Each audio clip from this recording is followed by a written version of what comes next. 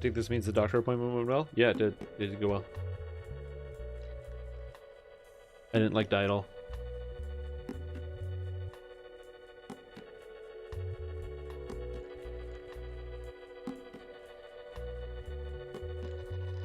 It straight up was an option though. Oh, I forgot my Crocs. Let me see. I gotta go get my Crocs. I'll be back.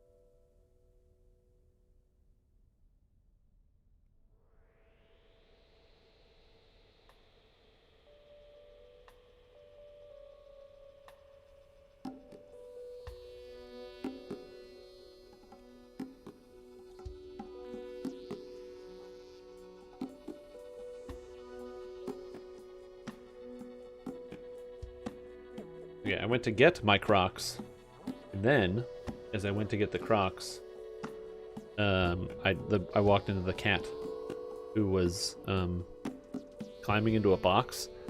It was really cute, and I had to watch it. But yes, to give you all young people an update about what's happened, I am fine. If you didn't miss it, I posted about it in the Discord, so people will be able to see it. But the long and short of it is that I have I went to the doctor to make sure everything was good to go, and I wasn't gonna die like immediately. We got to post live. So I went to the doctor, and what they did is they took a look, and they did like a electrocardiogram or whatever, and they looked at my history and what have you, and they were like, hey, you know, you're in very good health. You're at the wrong age, like you shouldn't be having any type of heart issue. And so he was like, basically what likely happened is that there was some type of like electrical short circuit where the heart like kind of like skipped part of a beat and then had to readjust, and that a lot of what I was feeling was probably my brain not realizing what was going on and not cluing into the fact that it just skipped a beat. So then I started to panic, which made the heart go incredibly fast, like improperly. And so what he said is that if that happens, it's likely going to happen again. It's not dangerous, but annoying. If it happens again, I should like hold my breath, be like, and then like push down and just be like apply pressure basically, and then and lie down, and that should fix that problem if it comes up again in the future, which hopefully it doesn't. However, in the meantime, I'd like to show you guys something. You guys know what this is? This is Stream. This is my glowing Warforged. Now, in my inventory, I happen to have a few special items that I have prepared for you. Check this out. Red wings, green wings, purple wings, white wings. Ignore the fact that the potion is black. Red eyes, green eyes, purple eyes, white eyes, and reincarnation stuff. Today is... oh, shit. Reincarnation Day, baby. We're playing something new. So let's reincarnate. How do we get to the Reincarnation Grove? I'll show you. You step forward and you're in the Reincarnation Grove. And that is how you get all of this. That's how you get here. So if you're unsure, step forward from the ledge you perched yourself on, and then you'll be inside the Reincarnation Grove. That's usually how I get there. Now we're going to epic reincarnate. Get my epic Heart of Wood. What can I reincarnate with? Martial, Divine, or Arcane. I'm probably going to do Martial next life, so I might as well get a Martial. Let's do Martial. Ancient Tactics, Fortification, Skill Mastery, or Double Strike. I really like Ancient Tactics, because having +6 to Tactics DCs in low level is so cool. Hey, Greg's God, what's up? How you doing? We'll get Ancient Tactics, that sounds good. And Stream. Boom. Oh, and it drains the karma instantly. I didn't know it did that. Very cool. Hey, what's up, Chaotic? How you doing? How's everybody doing? Now, today is going to be a short DDO portion of the live stream, just because I didn't expect the DDO cast to go for 3 hours, but it did, so that is why we are having a slightly shorter thing. If you were wondering why the stream started a little late today, it's because we were on the DDO cast. If you caught any of that, you know, then you'd know what's up, be in the know. Yeah, it was pretty cool. We talked about the Feywild, or the Fables of the Feywild expansion, and it was a pretty good thing.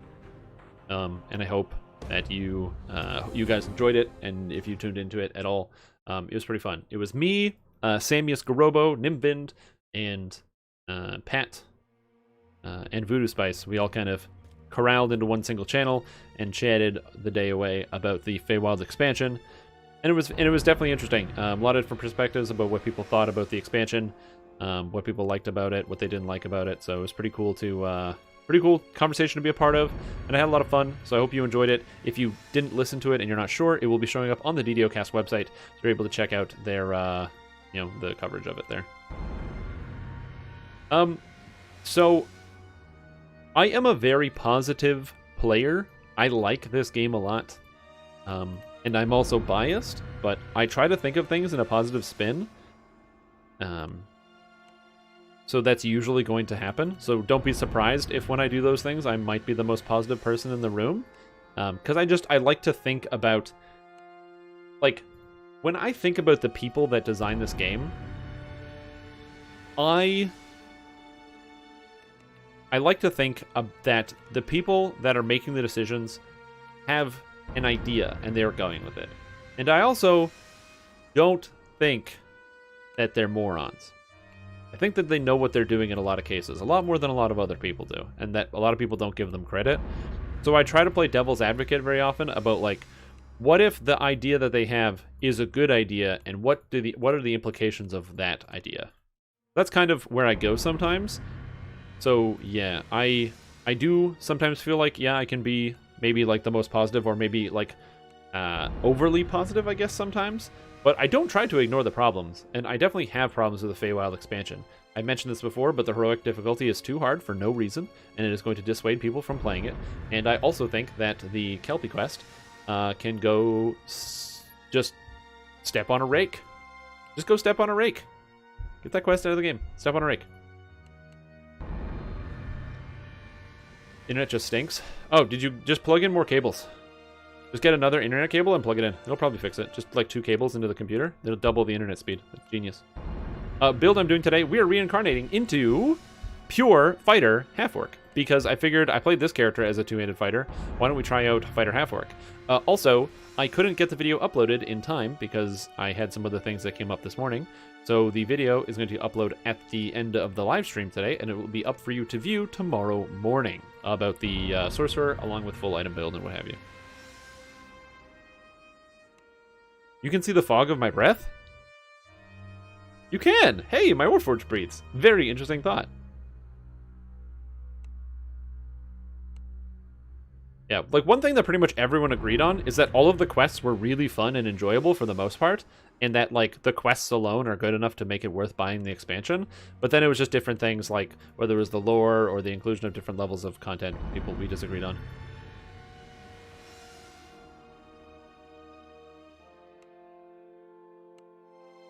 A decade of sunk cost fallacy? What do you mean by that? Can you explain that? I'm not smart enough to know what that means. Oh, thanks, Articult. I hope you enjoyed it. I had fun doing it. It was good. Yeah, the video is going to be good and clear and concise. It'll kind of explain through some of the stuff. I decided as a editorial decision to not include the clip of me having heart problems on stream, because I figured that would be in poor taste. So I just made a passing joke about it. And the clip physically exists if somebody wants to go watch it, but I'm not going to tell somebody to do that. 25k right now, got a new flat 1000k. Gonna smile at downloads. Oh, speed. Gotcha.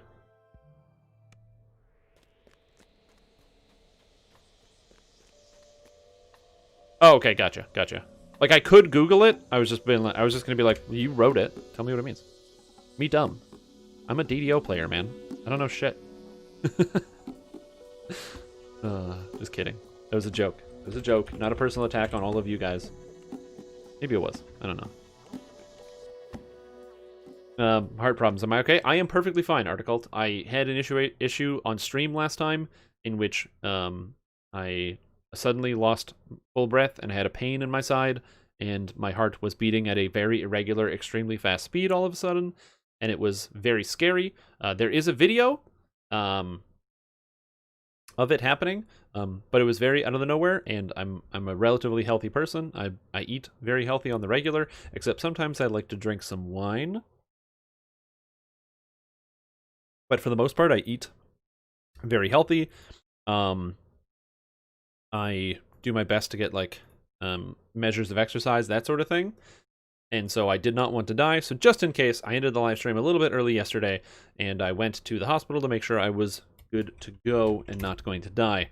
And the doctor said that it was likely like a fluke, essentially, and it had nothing to do with any of my habits, because after describing them, he didn't hear anything that sounded remotely problematic. So that's good. Thank you, healthcare system. Pretty sweet. So yeah, so that was all taken care of. I feel good, and that's why I'm drinking some wine, because I was worried that I wasn't going to be able to have anything to drink tonight, because oh no, I have a heart problem and I have to get away from thing, and major problem with my life. But guess what? When you just go to a doctor instead of having spiraling thoughts and asking a billion questions of yourself that you can't answer, and then you don't have to worry about it. You have a glass of wine. Yes, the land of free healthcare, exactly.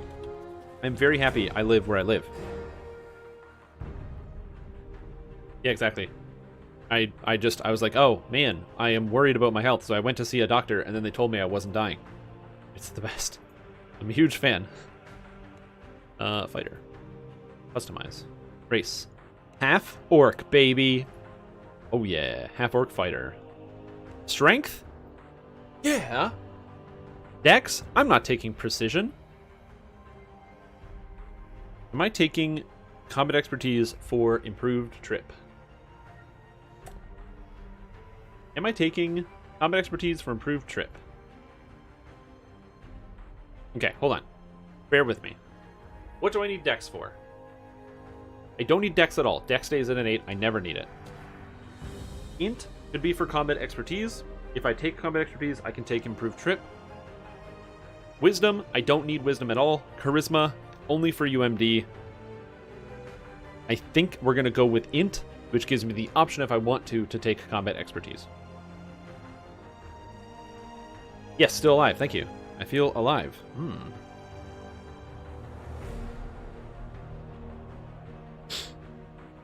Grateful otherwise, yeah.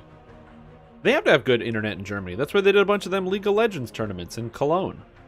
That's the only thing I know about Germany. That's not the only thing I know about Germany, but Cologne, where they have the League of Legends tournaments. Swim and UMD? No, we'll do Intimidate and UMD. Swim will come later. Albania has better internet? Well, just run a cable from Albania to your house. Again, I'm just solving problem after problem for you. You gotta keep up. Do you not have mountains of tomes covering any of those feat requirements? Yeah, the tomes will kick in later. I'm just wondering. I also wanted to have some skill points and stuff. Okay. What feats do we take on this character? This is a two-handed fighter. By the way, this is not a unique or special build time. This is, I've wanted to play this build literally for like a year and a half, and now with Strike Through, I really want to play it. So this is half orc, pure fighter, strength-based, killing monsters and quests. Power attack, I don't think I'm going to take the cleave line. I don't think so, but power attack gives me access to 10 extra damage at level 1. Stunning blow and per strike, which is not bad. Stunning blow lets me stun people, which is very cool. Again, level 1 with the strike through bonuses. Stunning blow or power attack. I get another feat level 2. I'm taking the opposite feat, so who cares? Stunning blow, yeah. All right, this half orc could use some work.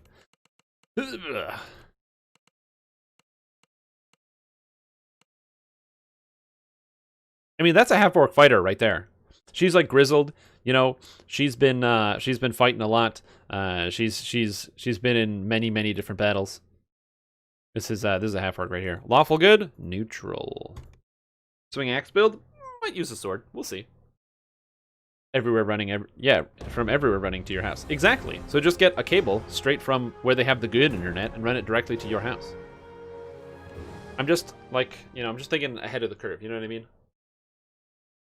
Cut out the middleman. When they say cable cutting, that means cut the cable that goes to your neighbor's house and put it in your house so you have double the internet. You know what I'm saying?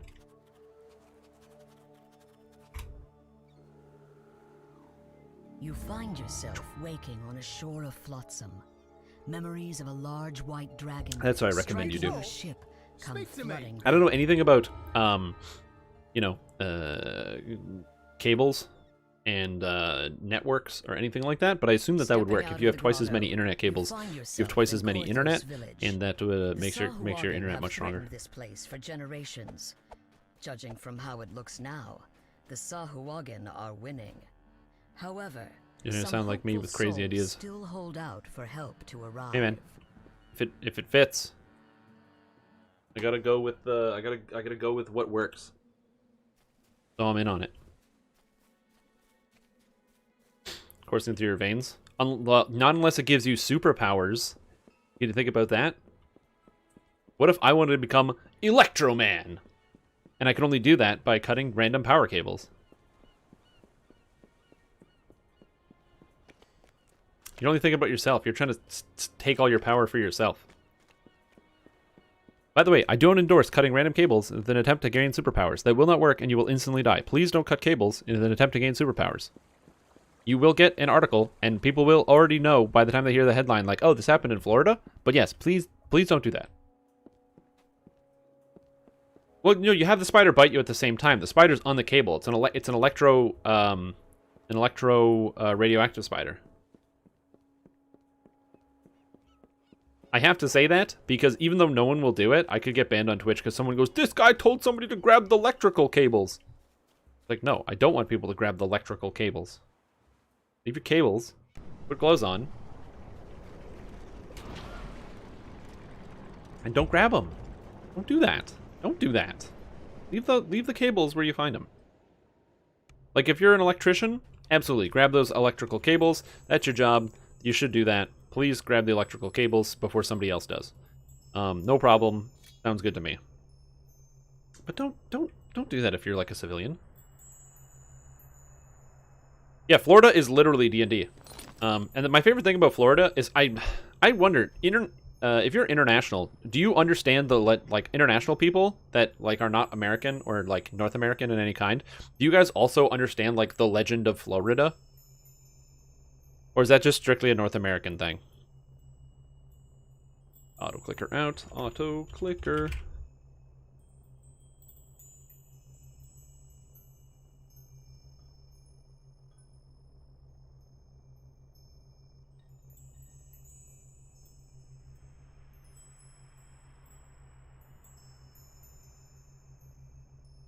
Rubber is a false friend. They obviously teach you the meeting, the American one. But yeah, Florida is fantastic. Like, you don't even, most of the time when you hear something crazy happening, you don't even need to ask where it is. You're just like, oh, cool, I didn't know they could do that in Florida. You know, it's like, oh man, you know, woman set car on fire, or set boyfriend's car on fire because he refused to buy her chicken nuggets at McDonald's. Oh, cool. I guess that happened in Florida.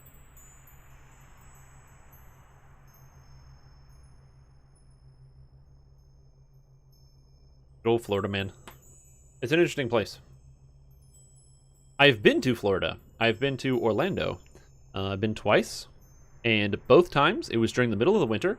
Except, instead of Canadian winter, where we're like knee to probably waist deep in snow, and it's minus like 25 degrees Canadian, it was 20 degrees Canadian. So you get off of the friggin' plane, and there's our stupid Canadian asses with people with jackets and stuff getting off into this airport, and then there's literally palm trees at the airport, and it's boiling hot. And we're like, oh god, this is a mistake.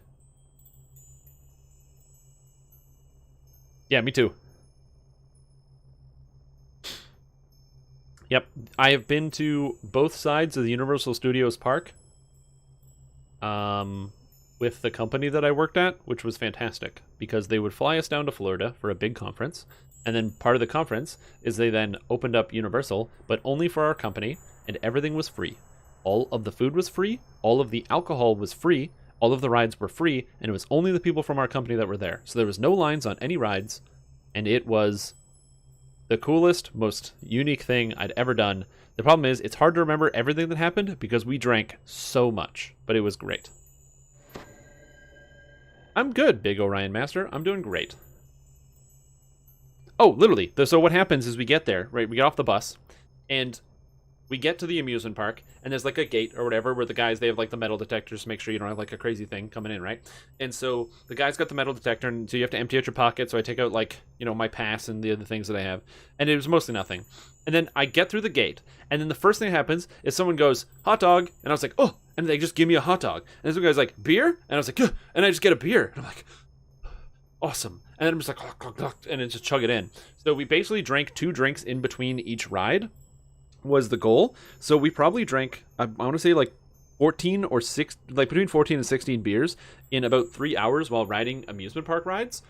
We tried to hit every single ride and getting all the food, and it was amazing. It was so good. But man, I was so plastered.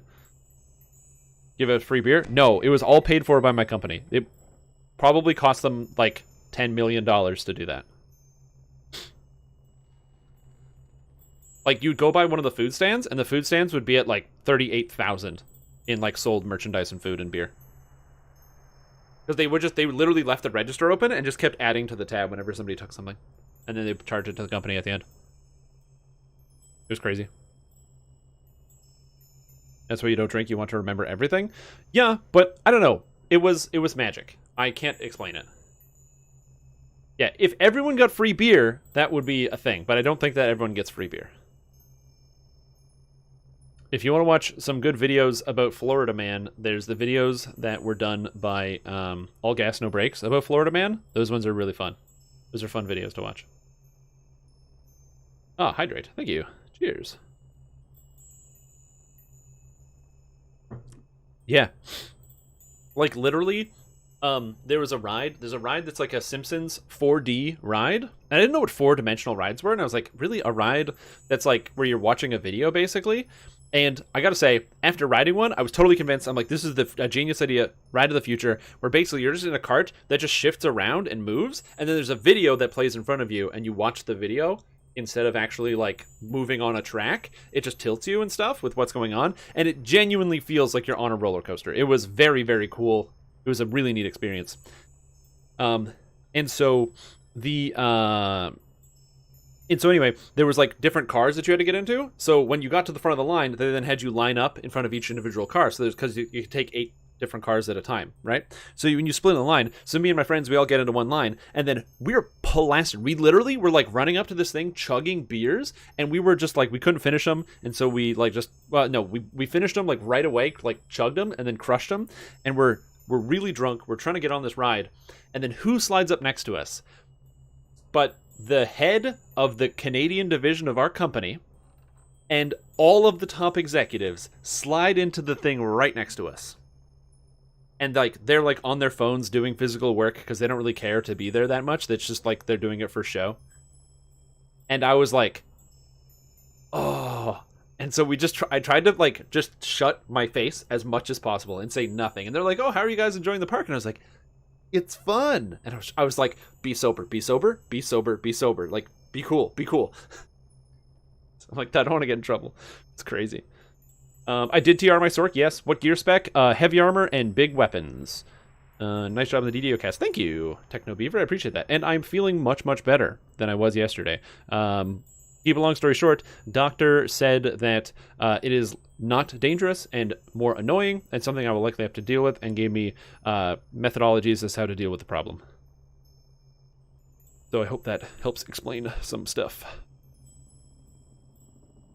to you guys.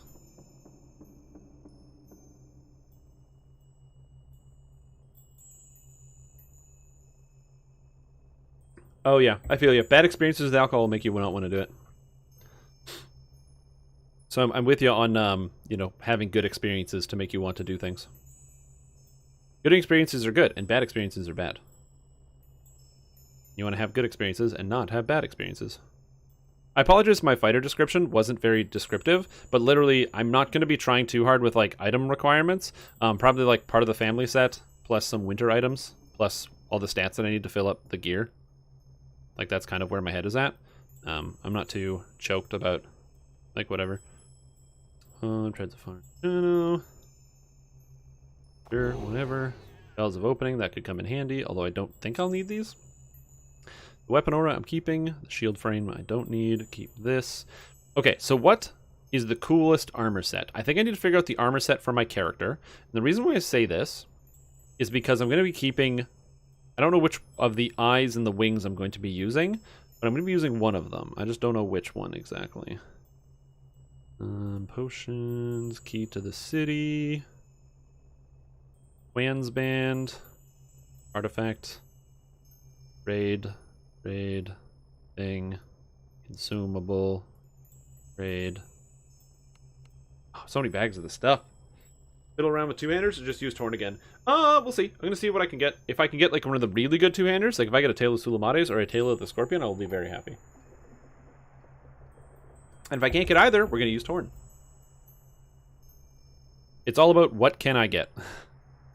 Because I'm not going to do raids forever, but I will make a genuine attempt. Fleetfoot necklace. Family's blessing. That's a good item. Mourn. All this other stuff. Stunbreak. Good item. Stunbreak. Yeah, I apologize the reincarnation takes a long time. So we're probably not going to play this character for too long today. Maybe like an hour and a bit. Then we're going to be swapping into some other stuff, but it should be a good time. Unicorn. I'll use the black unicorn this life. That sounds cool. What's this? Wild Flame. That can go into a weapon, probably. XP potion. Heal scrolls. I'll just keep these just in case because I don't really care about the extra space. A backpack full of garbage. Do I even care about having this extra space? No, probably not. I think it's a big deal. Put this away. Put this away. This away. This away. Voice of the Master sounds good. Band of Diane Irwin, and this, and this, and this, and this, and Stagger Shockers, and my seal, and this. And a legendary green steel item I'm not using. Yay! Okay, there we go. Character, inventory, emptied. I need to get a cosmetic set to figure out how this character is going to look.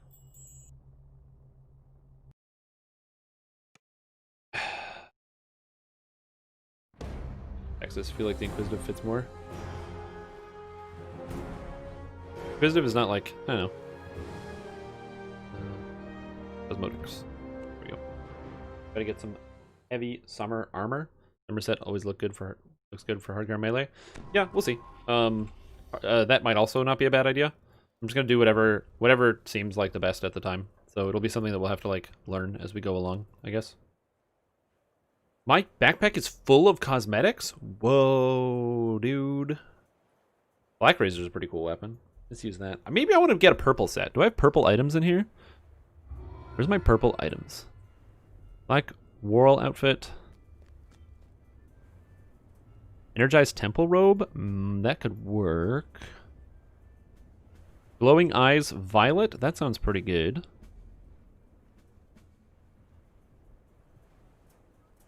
The Reaper Plate. There's also the red armor. Maybe we just go with red. Reaper Plate red. It's pretty good as well. Red Crested Robe. I'm going to try out a bunch of different items and see how they look. I think that's going to be where I want to go with this. Okay. And the rose-colored goggles are there. Cerulean Cloak of the Red, Cloak of the Reaper, Crimson Royal Heavy Armor. We'll try that as well. It says Crimson on it. That could be red. Deathwalker's Sash is definitely red. I think I kind of like the red theme more than any of the other themes directly. But we'll see. Oh, and the Regalia of the Phoenix. This doesn't fit my character at all, but it's a very cool item. So we'll kind of go from there. What's my all-time favorite build? I don't have an all-time favorite build. That would be too hard to figure out. Not trying to be a jerk or be like, whoa, I can't come up with an answer. Like, literally, how do you come up with an all-time favorite build? It's like coming up with an all-time favorite food. I don't know. I haven't been to, like, Germany. What if there's some really good food in Germany I never had? And then I go to Germany and I'm like, this German food is the best food ever. You know? When I was in Vegas, we went to the Hofbrauhaus, and they had this, like, awesome, in there they had this awesome schnitzel, and it was so good. What if I go to Bavaria and I get even better schnitzel? Hey Tom, how you doing? Maybe I want to try all these things out and see what fits, you know? Alright, so let's see what we got. I mean, this is very fightery. And it is red. No. Absolutely not. Oh, no.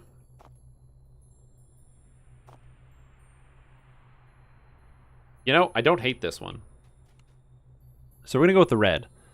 Rings of the Reaper Fire. And Eyes of the Reaper Fire. Sounds good to me. Here's my dope cosmetic. Eyes of the Reaper Fire. Wings of the Reaper Fire. Here we go. Sweet. Yeah. Like, oh man, all this stuff is so good. Now, to be fair, I barely remember the Hofbrauhaus because we were at the golf course drinking all day.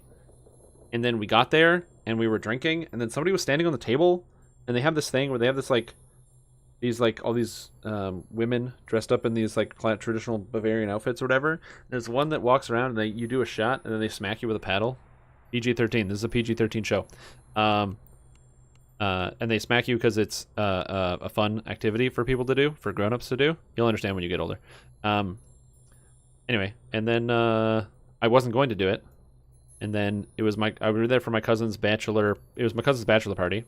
So they're like, okay, well, my cousin's like, oh, he like, my two of my cousins were there, they're brothers. And so one brother tells the other, he's like, okay, well, you have to do it because it's your bachelor party. And then he goes, okay, well, you have to do it because you're my brother. And then he goes, okay, and Strim has to come with us because he's related to us. And I'm like, all right, fine, I'll do that. I will. Austria is more famous for schnitzel, but Bavaria is the Texas of Germany. Yeah, don't they have the bratwurst? I don't know. I don't know enough about Germany. I'm willing to admit that I don't know anything about Germany.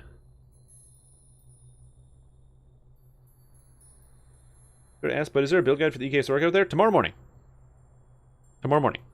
There will be a build guide tomorrow morning. I didn't have time to upload it before the DDO cast released. So the answer is you will have one tomorrow morning. And that will be there.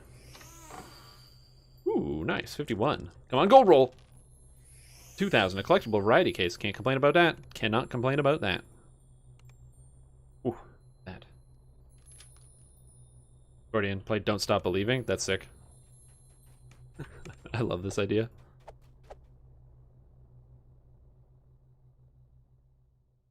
Yeah, so I've also never been to Ohio. I don't think I will. I've heard Ohio sucks. I apologize if you live in Ohio and you don't think Ohio sucks. I've just heard this from people who have lived in Ohio who've told me about Ohio, and what they tell me is that Ohio sucks.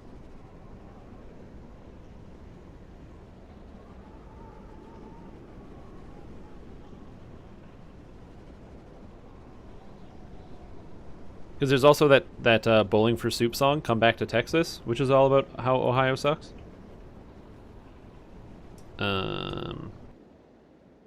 In fact, the only thing I can think of that's positive about Ohio that I know of easily is there's the song Cleveland Rocks.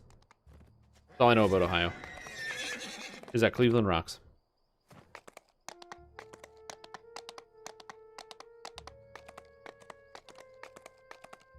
Apparently I'm exclusively informed by the music that I listen to and the Drew Carey show. Interesting. Fighter trainer. There he is. And on Bloody Face Gray. Hey, it's a bloody face. What's that? He's a bloody-faced man. I don't need search, I don't need spot, I don't need tumble, so we're gonna go with swim. Sure, I could probably get balance, but I don't really want that. That sounds boring. Power attack? Hell yeah. Slicing blow? Oh, but it's got strike through, buddy. a d6 damage. Oh, and 1 point of constitution. And it scales with melee power. Slicing blow. That's funny. Alright, so now I guess I'm just gonna go get some like health potions or something and then go smart smashing quests. I guess that works. Good.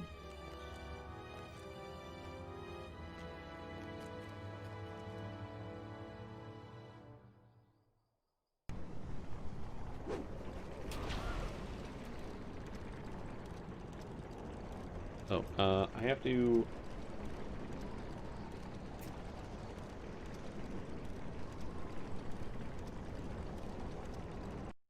My headset literally died during the DDO cast, by the way, which was really funny.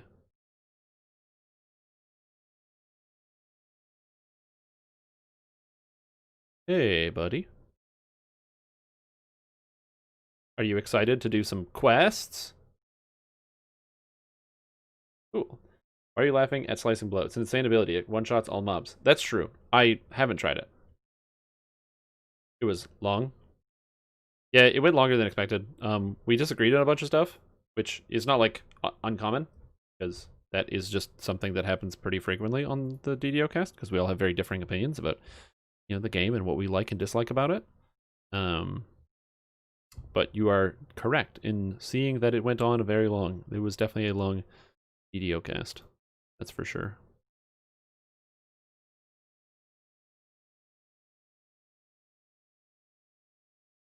Oh, there's Muckbane. Perfect. Unbound Muck.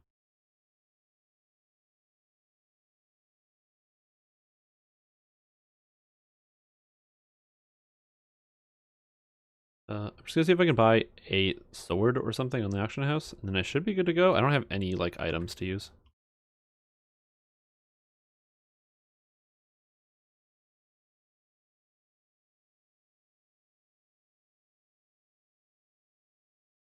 Fully Great Club of Draining.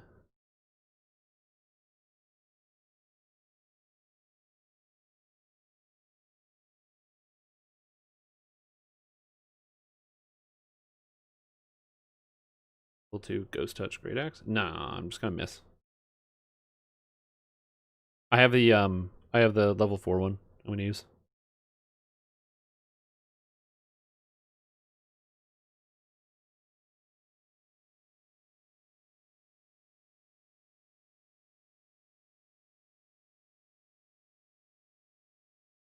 Very long chin wag, but very, very interesting. A chin wag? What's a chin wag?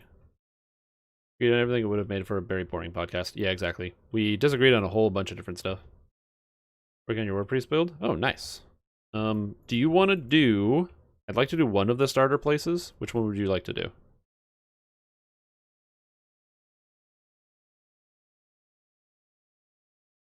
I just like to slam out the first 4 quests in Korthos real quick. And then Harbor. Does that work? Cool.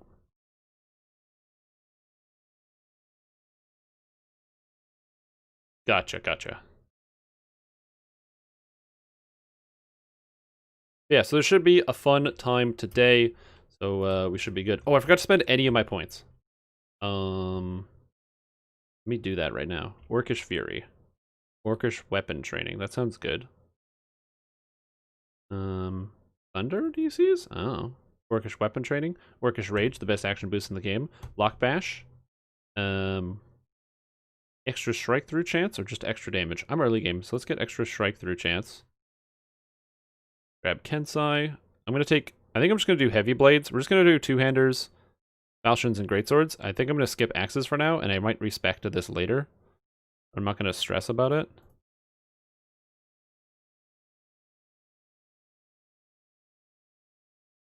So now I have Lock Bash, so I can bust open locks, which is sick.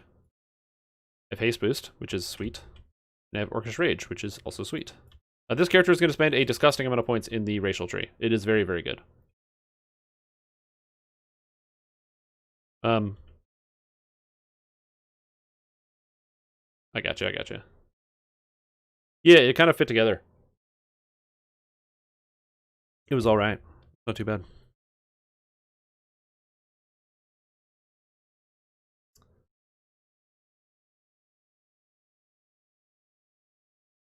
Yeah, let's do the crypt, I guess, first. Oh, I forgot to get the bloody footprints. I'll do that later. But yeah, so it was fun. It was good to have a differing discussion. I definitely disagree with some of the other thoughts and opinions that were expressed by some of the other guests, but I also respect the fact that we played different, like essentially different games. Like one of the things that Samus was very concerned about was the like heroic experience, and to be fair, like I talked about the difficulty, but I didn't really think about the implications that like all the cool stuff, like the end game stuff, really. Or not the end game stuff, but the long term things only happen to end game. Now, granted, whether that is a good thing or a bad thing, neither here nor there. It's just the fact that that is currently what happens. So I don't know how you kind of like broach that subject. Power attack. Whack. How did I miss? Something is wrong with my sensitivity. Mouse. Oh my god, why is that so high?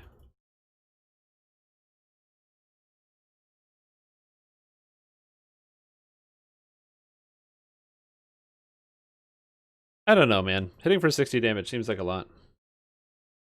Fate twisted things, it's not that much of an issue. Yeah, exactly. Like and also it's important to note that the fate twisted items in most cases have very little impact on the actual game itself. Like there are a couple fate twisted items that are cool, but remember, every time you loot a fate twisted chest, everyone gets an item.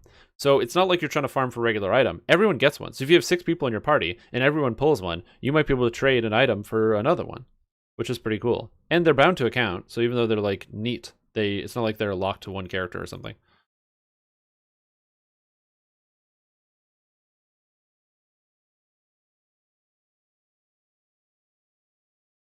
So like for me personally, I'm not too worried about like the accessibility of fate twisted items.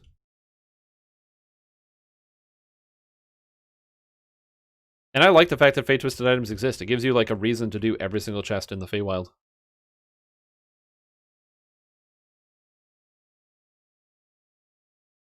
I am going to be very excited for when I can get a speed augment for attack speed.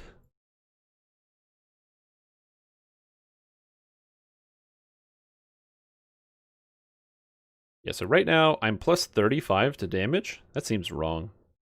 Something wrong with this number. The number is also only going to get better, so that's pretty cool.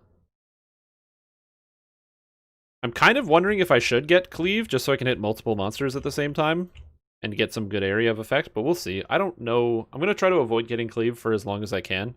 And then if I feel like I need it, I'll probably swap into it. You don't get a lot of like good area of effect attacks out of these trees, but you do get good things such as Raging Crush, which is really, really, really, really crazy, because it's out of the racial tree, which is very nice. And then, of course, the ability to pick locks with my fist, which I'm very excited about. It's one of the reasons why we focused on Intimidate, and I will need to make sure I'll probably be carrying around a Intimidate item at some point. Just keep that in. Are 0 in-game sounds intentional? No, they're not supposed to be intentional. That must have changed when I relogged my game. Sound playback. Hey, look, that's my microphone I want to use. Let's try it again.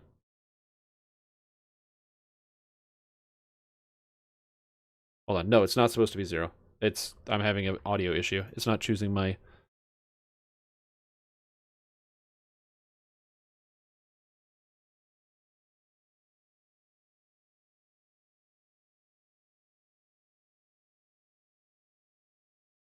Okay, you guys can hear this now, I'm assuming?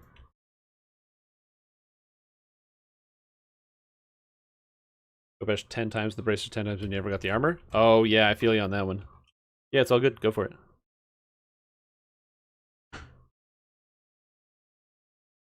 Why trip when you could just kill with your foot?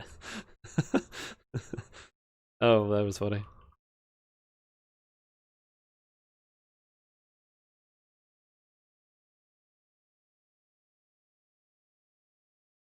Hey, buddy, what's up? And then I go over here, trip, and he dies. Goddamn, that's cool. Still no game sound? Okay, that's weird. There's something else.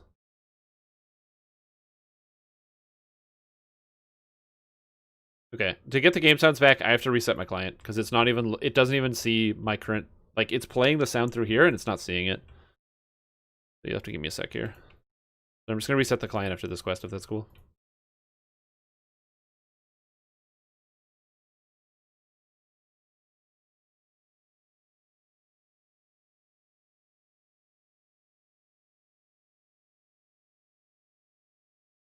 No, I'm gonna reset the client and see what's up.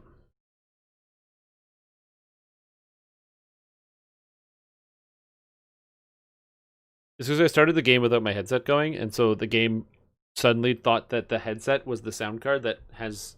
Because the sound plays from the microphone, actually, so that way when it comes out of the speakers, it doesn't go into the actual microphone itself, and you can't hear the sounds in-game. That's the idea, anyway. Implementation, you know, lacking, but that's the idea.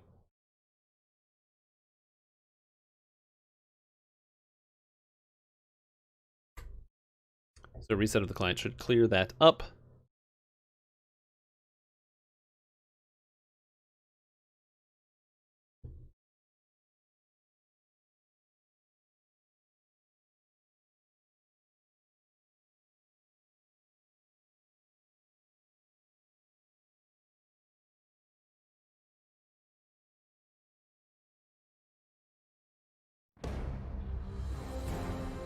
Okay, let's go here. You guys hear it now?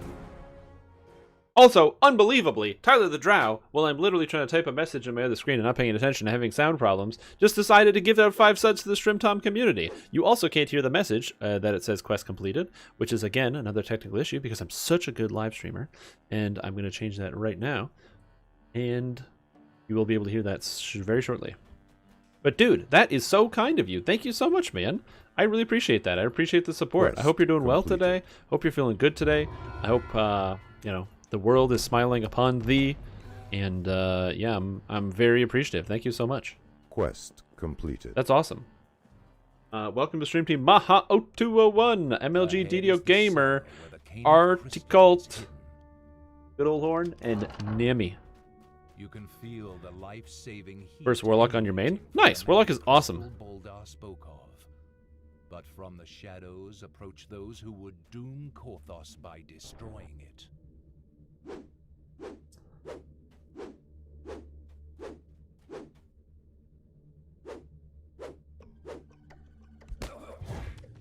Get away from my crystal.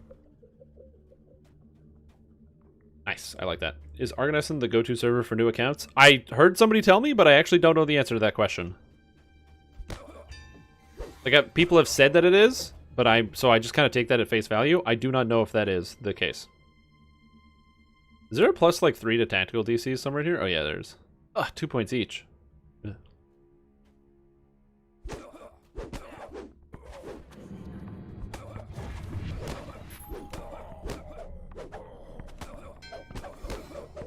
Get to my crystal. I didn't expect these guys to have like 80 health. It's like a lot. But yeah, so the idea behind this character build is we're playing Pure Fighter, which means I have to update the description at the top. Have I mentioned that I'm a really good live streamer yet? Yeah, the idea here is we're playing as a Pure Fighter. Not a revolutionary build, not a new idea, not anything spectacular, but it's something I've wanted to play as for a long time now. The main reason is because I know it's going to perform pretty well, so I wanted to have the ability to actually test it out and see how well that pretty well holds up.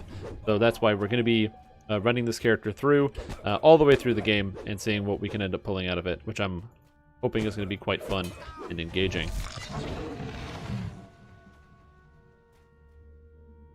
Pure Fighter. Yes, I'm running Pure Fighter right now. And its half-orc is essential to this build because of the extra +8 to hit and damage, the additional strength, and the best action boost in the game, Orcish Rage, which is 40 melee power and 2 strength. It's really, really, really good. Two-hand bear, two-hand fighting Black Razor, half-orc bear. Sounds good to me, man. And saving Korthos.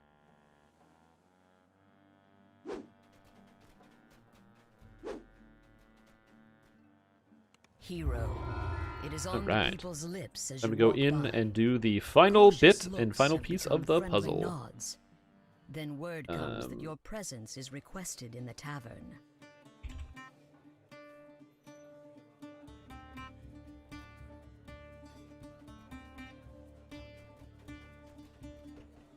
No, it just feels unfinished, overly complicated. Oh, you're gonna love Bear Druid then when you play it. Bear Druid is not overly complicated. It's also very finished. It feels great. It's awesome. Yep, I just changed it. That's what I was working on here. But yeah, so Your waiting bears his character is very simple. I just hit monsters with my big weapon, and I literally don't do anything else. It's one of the reasons why I kind of want to make sure I have something like improved trip to give me some extra versatility here when dealing with multiple packs of monsters, so I can crowd control a few things during the leveling process, because I'm worried that if I'm going to be playing this character on Reaper mode, which is kind of the goal to level on Reaper mode, that I'm going to get absolutely trucked by regular monsters that I encounter, and that is a genuine concern that I have. That I'm going to take damage that I will not be able to recover. Is Bear Druid the go-to for new Druid? So it's very, very strong. First Life Druid especially, Half-Orc is very good. I personally am more of a Wolf Druid fan because it's faster, but there's nothing wrong with the pure Druid, the Bear Druid, as it were. 100% strike through. Oh yeah.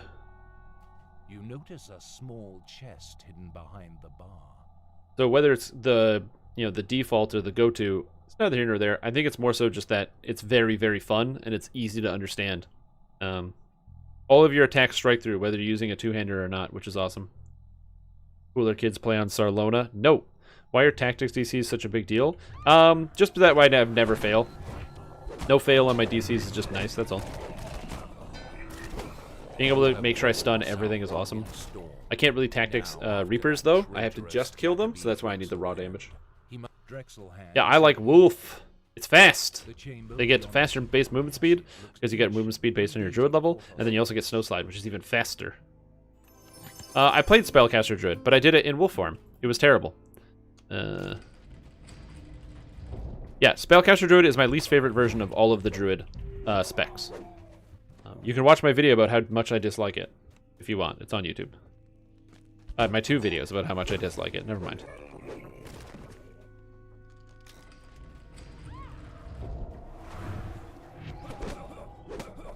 It was honestly the best way to do it.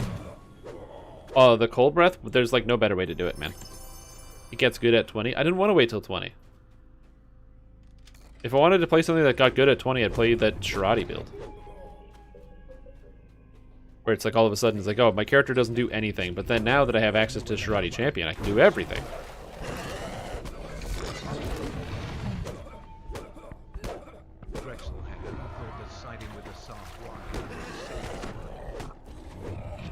Probably have to take quick draw on this character, I think. Because I'm not playing Vanguard at all, I have a lot of free points, so get rid of this. We'll probably put some points into Fade Dark Illusionist to get access to Illusionary Weapon. It's +1/+1, as well as giving, not Charisma Hit damage, but Force Imbue on your weapons, which is pretty good. And I have 145 mana, so I'll be able to use it many, many times in a quest. Your victories have made the village much safer. Congrats on 170. But only Thank you. temporarily. It's time to take the We're doing fight good. to the Sahuagin. Out TR in the did get better because you wilds TR'd of into North Warlock. Osiris. Hell yeah, man. Let's go do the harbor. Let's go smash them out. I'm going to open up the group now.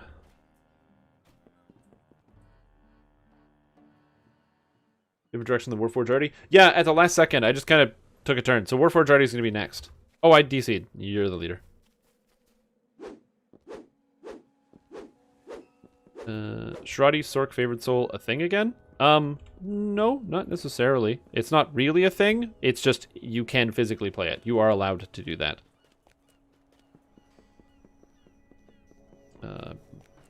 Bring in the light. No problem.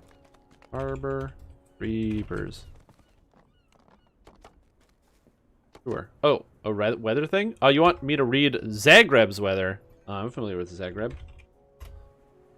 Zagreb weather. Zagreb in Croatia. Get the weather for Zagreb. Hello everybody, welcome to the Croatian Weather Service. I am your host, Strim Tom, and today we are bringing you the weather from the only Croatian city that I can think of, Zagreb.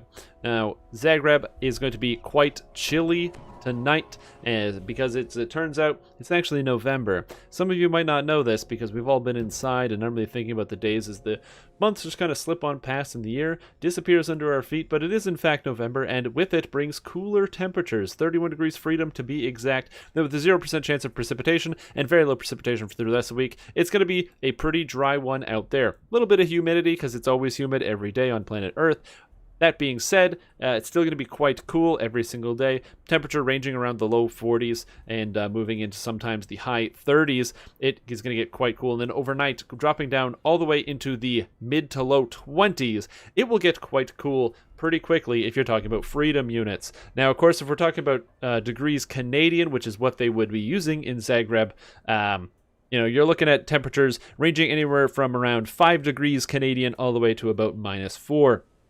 Standard weather temperatures. So make sure that you stay bundled up and also stay out of some of those winds. They're not too fast, but once it starts to get around 0 degrees, that wind chill really starts to kick in.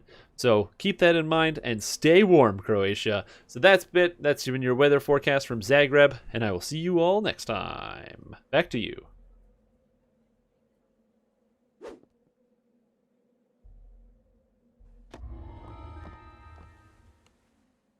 Yeah, she's doing Magister Fighter? Hell yeah, dude.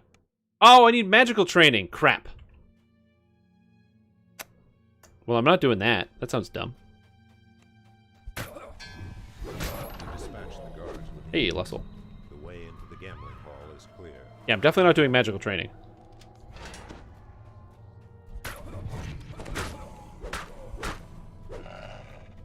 Oh, okay, there you go.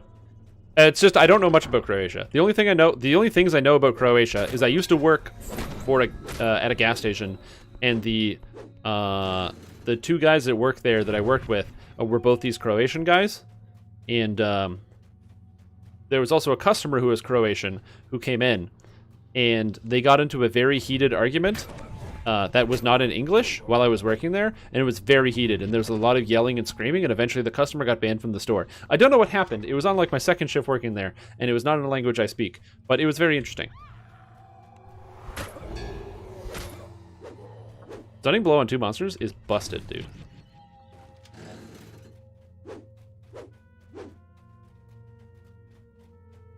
I could take magical training. Wouldn't be a big problem.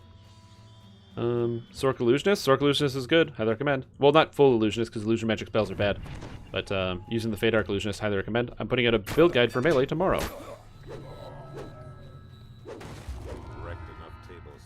Yeah, let's do the extra thing. Let's kill him. Warlocks, Cruiser-based, Soul, Taint. Sword, Orb, Staff, single weapon. You want to use whatever gives you the appropriate spell power. So you're almost always going to be dual wielding instead of using a staff, because 2-handers suck. And so you're going to have probably like 2 scepters or a scepter and an orb based on what the stats are. That's it. Have you ever considered a melee build with the Illusionist tree? Zorigamix. I've literally, my past 2 characters have been melee Illusionist characters. Like the YouTube video I'm releasing tomorrow, and the last 2 YouTube videos and builds I've created have been Fade Dark Illusionist melee builds. So yes, I have considered it, and I've played it twice. I'm also going to continue to play it, because I find it very fun.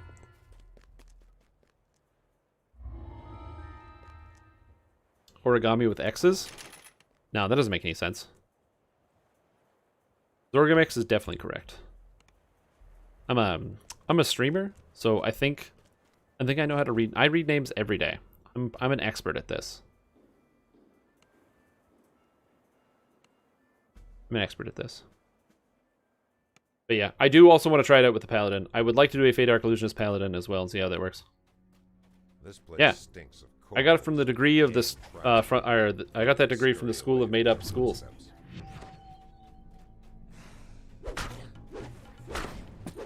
You're gonna name yourself Unnameable. That's an interesting choice. Personally, I don't know if I'd go with that one myself, but you know, you gotta do you. 2-weapon fighter, Fade Arc Illusion, Battle Axe Paladin. That's dope. That's a cool idea.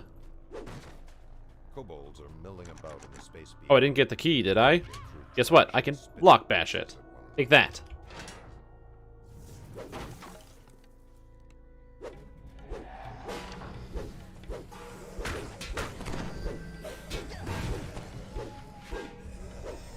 Oh, that was spooky. I was about to ask if you cast healing spells, but now I know you do, and I'm very fortunate about this. We should probably grab a Cleric Hireling.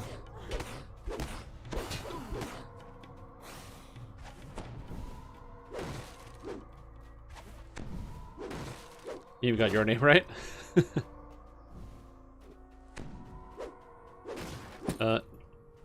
Ally Shortsword deity is pretty nice. Yeah, I would like to play a Fey Dark Illusionist Paladin. The problem is, I really want to play Paladin Vanguard first. I really want to do Dwarven Paladin Vanguard. I have all my Dwarf lives, and I have all my Paladin lives, so I really wouldn't get any benefit out of it. It would just be for fun. But maybe I should, like, play video games for fun. I'm thinking that could be cool. Like, have you guys tried that before? Playing video games for fun? I feel like that's a new thing. Oh, yes, I could also use a wish to get the benefit. Then I wouldn't have to play a half-orc life? Or a shifter life. I could wish away a shifter life. Man, but then I'm going to pull into the stereotype that everyone's doing where they're like, shifter's the worst race ever. Or I think shifter's really cool. Not to be contrarian, I genuinely think it's cool and I want to try out a bunch of shifter builds. But I haven't played Vanguard Paladin since Ravenloft, so it's been a while, so I kind of want to revisit. Is that Primal Sphere Fast Healing working for me? I don't use Primal Sphere Fast Healing. I use... not turning on Power Attack. That's what I use. I'm currently using the Ancient Power for +4 to hit and +4 to damage while wielding a two-handed weapon. This character, by the way, is going to be playing probably in Fury of the Wild because I really like the idea of hitting people for 1 billion damage. I know what some people are going to say, but Shrimtom, you should play in Fatesinger because of all these reasons. Yeah, but Fatesinger doesn't have as big single numbers, and I like big single numbers because I'm a simple man. Yeah, but I need half-orc lives. You flinch. Which for planning to use Baz. I don't have Baz. I am planning to use, if I can get a new weapon, I would like Tale of Sulamades, and I'll be able to get into a raid, so I'm not worried about that. So that would be the goal, is Tale of Sulamades. If I can get it, I will. And if I can't get it, then I will use whatever weapon I can get. If I get Baz, if I get another weapon. And if I can't get that, well, I have a Torn with Filigrees in it. That's good enough.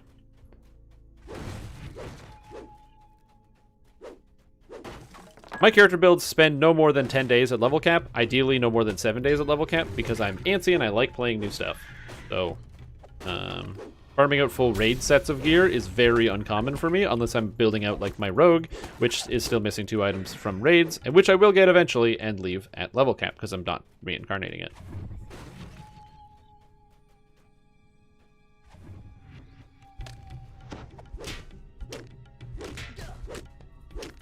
Oh yeah, that makes sense. Damn, this guy hurts. I very much appreciate the cures, by the way.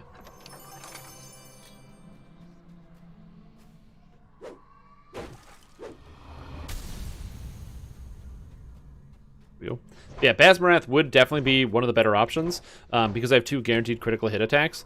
I'd like to use Tail, but I think Baz is just going to be better at the end of the day. I just don't happen to have one, which is why Torn will be a good substitute. Is Torn the best weapon? No. But is Torn a good weapon? Yes. Good is good, especially when it's good enough. Oh, an 11th gem. Whoa. Ways to make favored weapons. Yeah, I agree with that. I do wish there were more ways to get favored weapons. Or that at least... The problem with the Forgotten Realms deities is you have to spend money to make them work, and I don't like that.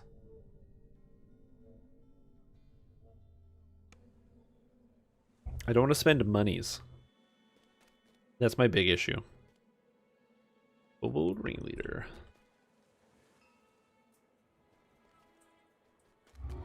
I want armor. What's this? Level 3? Okay. Good enough, I guess.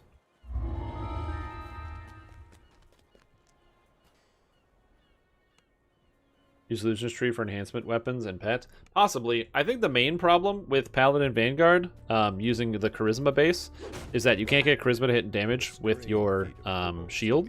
That's impossible. The only thing you can get is Charisma to hit with your shield, and it would still be Strength to damage. So you can't play like pure Charisma Paladin, unfortunately. That would be a cool idea, though. I'm not sure how to feel about that one. You'd have to multi-class with Sorcerer to make that work as well, which makes your build... Oh, okay.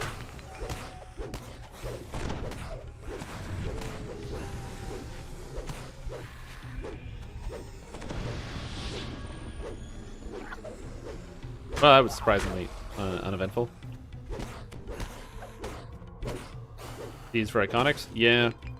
I wish that there was just a mechanism you could use to make it so you didn't have to spend that money. However, I imagine at this point we're so deep in the game that I wouldn't be surprised if that is actually something that the developers consider as part of their monetization metrics. Like the percentage of people who will buy a +1 Heart of Wood so they can play a pure iconic character is enough that they don't want to make it free because they would stand to lose a sizable amount of money. And also, it's very important to note that in very few cases, actually, I think currently in no cases is it the best build to do that. Look for the 2 mechanisms that will unlock the door when activated.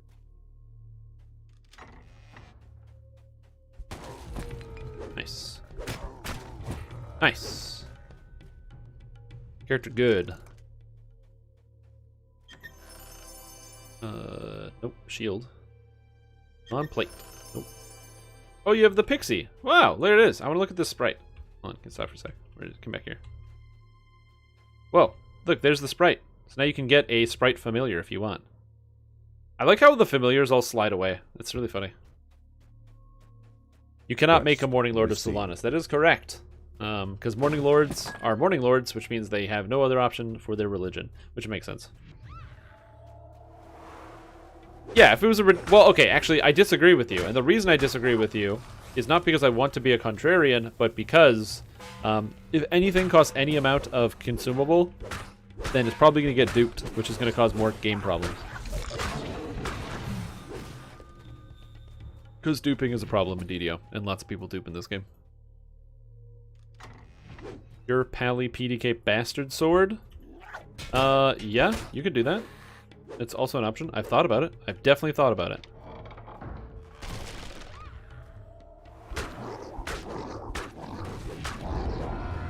Oh yeah, you played one. It's a good build.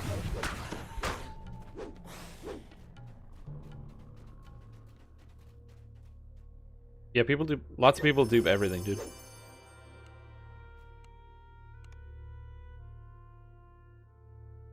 Duplicate, as in using an in-game exploit to make new items.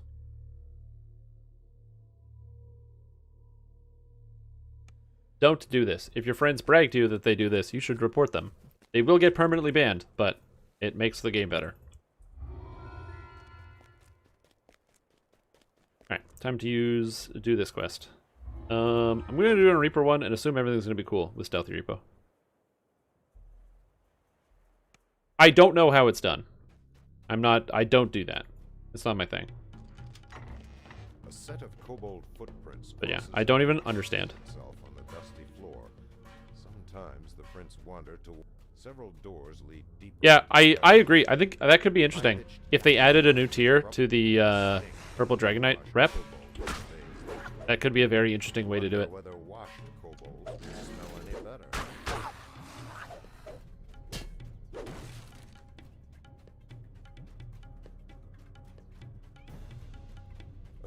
People have always found ways to exploit DDO. That's just how video games work. People will, in any type of video game, gamers will always find the easiest and fastest path to success in any video game that they play. This is a ubiquitous quality among all video games. I'm not blaming any individual person or even the gaming community as a whole. That's just, you want to get shit done, you want to get it done as fast as possible. That's the general sentiment around a lot of video games. So, keeping that in mind, that's just kind of how these things usually run. So this is not going to be, this is an ever-present problem.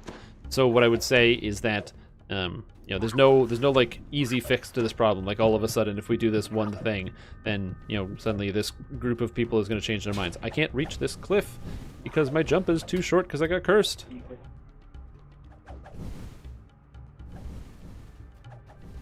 Flimsy-looking suspension bridges converge on a central platform. There are many footprints. So yeah, it is a problem. But like I said, it's something that is not going to get solved anytime soon because the people that are responsible have no interest in not causing the problem. Okay. I'm killing a prophet.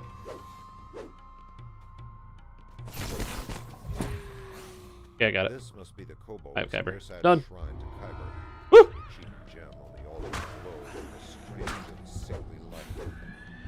Get out if you can.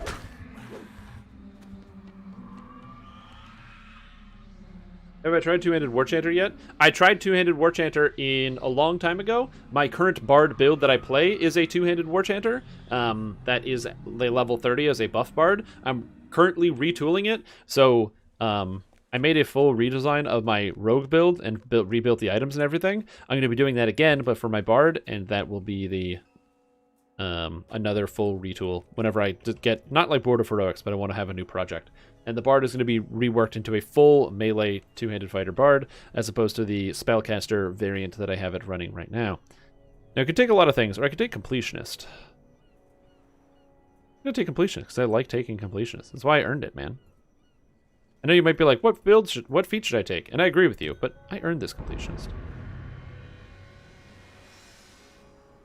Yeah. How I'm making Sork melee crazy thing? I don't know what you mean, Milne. You remember Kansai Vanguard?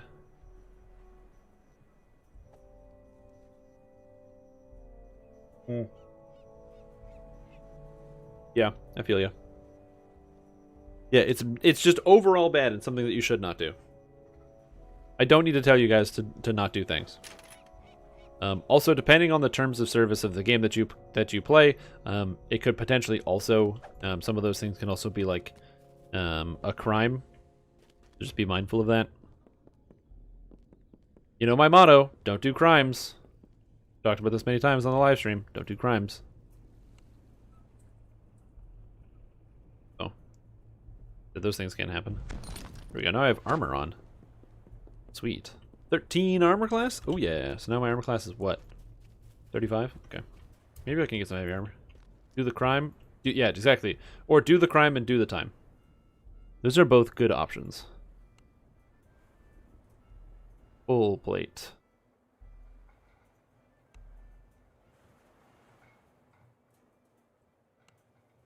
+2 physical resistance full plate of adamantine. Hello.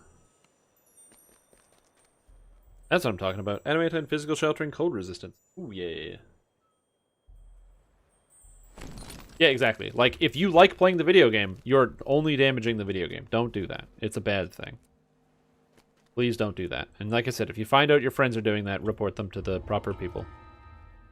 Oh, hey, welcome back.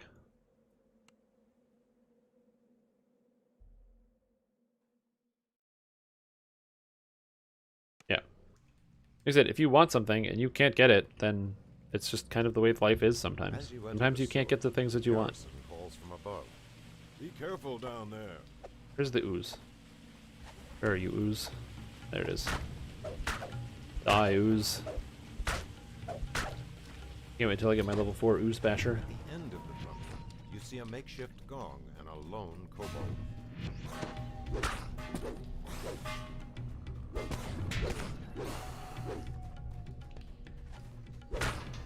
Yeah, lots of things get nerfed over time. That's just the nature of game balance. Some things will be better, and some things will be worse. Sometimes new things will come out, and they will not be as good as the current things. Sometimes new things will come out, and they'll be even better than the current things. That's just kind of the nature of the up and down nature of MMO game design and constant balancing. Yeah, we really gotta buy that Cleric Hireling. Notice that when you play DDO, you don't check Twitter at all. That's also can be healthy. I mean, if you find Twitter to be an unhealthy source of entertainment might not be the right word, but a lot of people find the negative effects of social media weigh heavily on them. I generally try to avoid social media for the most part, not because I don't think that social media is inherently bad. It probably is, but also that I get really bored really fast. If I spend more than like 2 minutes on Twitter, I close it automatically. I just can't. I get bored so fast. It's one of the reasons why I have an Instagram account. You can follow me, StreamTom, on Instagram, and I will never post anything. I don't post anything. I don't care. Would you consider Discord to be social media? I would consider Discord to be social media. That is correct. It is social, and you can post media. It's kind of similar.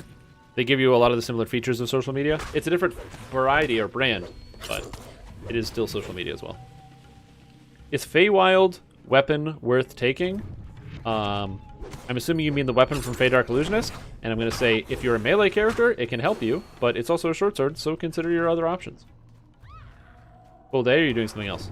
We are going to be doing this for, I don't know how much longer, maybe like another 40 minutes, and then I will be swapping over into the Drinksouls. I was planning on spending more time doing this afternoon, but the DDO cast went on for 3 hours, so that's kind of how that happens. That's just life, man.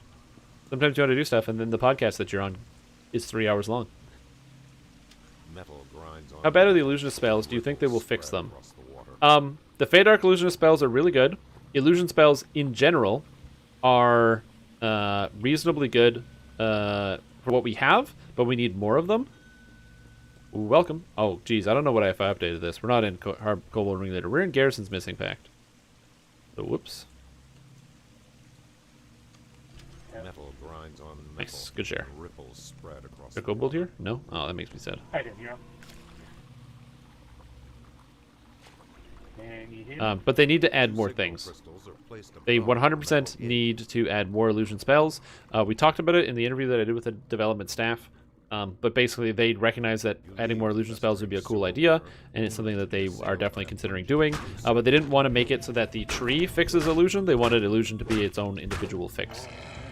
Hey, Agu, how you doing? Short sword, not Kopesh. Good Kopesh? Dude, Melanie, I don't understand a word you're typing. I don't know what you want me to answer. There's no life-stealing swords. The weapons are short swords and not Kopesh's. And are they good? It depends on if you're using a build that can use short swords. Those are my answers to your questions. I have no idea what to tell you. DDO goes good, man. I just reincarnated into a fresh batch of orc. Half orc. And we are heading into doing all the harbor quests. I got my nice fun cosmetics going, because I figured why not go all red this time. Could be pretty cool. Having fun. What weapon aura is that? It looks so cool. This is the Forge Wraith weapon aura. It comes from the Ultimate Fan Bundle from the Sharn pack. So if you want to get one of these, it's very cool, but it is not cheap. Which is why the fact that the Fey Wild weapon aura looks also very cool and is now from the saga is interesting. When you want to hit with melee, well then get yourself a weapon of vampirism, or play as one of the lines in Pale Master, which can do that as well. Or play as a monk using the mark, and also don't play Reaper mode, because in Reaper mode these things don't work. Actually, the monk thing works, but everything else does not. Dirk's Got a Secret is next. Were a little cleaner. The air reeks of rotting.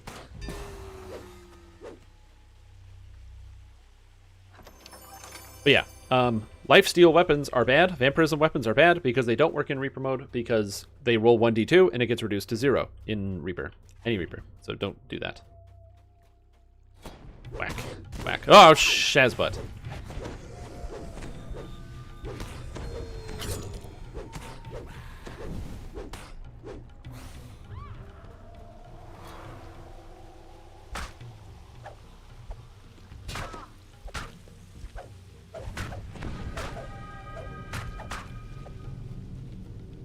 Yeah, Monk works. Monk is cool because the Monk ability actually does function properly. So if you do play as a Monk, the Fists of Light debuff counts as coming from the monster, so it's actually not reduced in any capacity, which is pretty cool.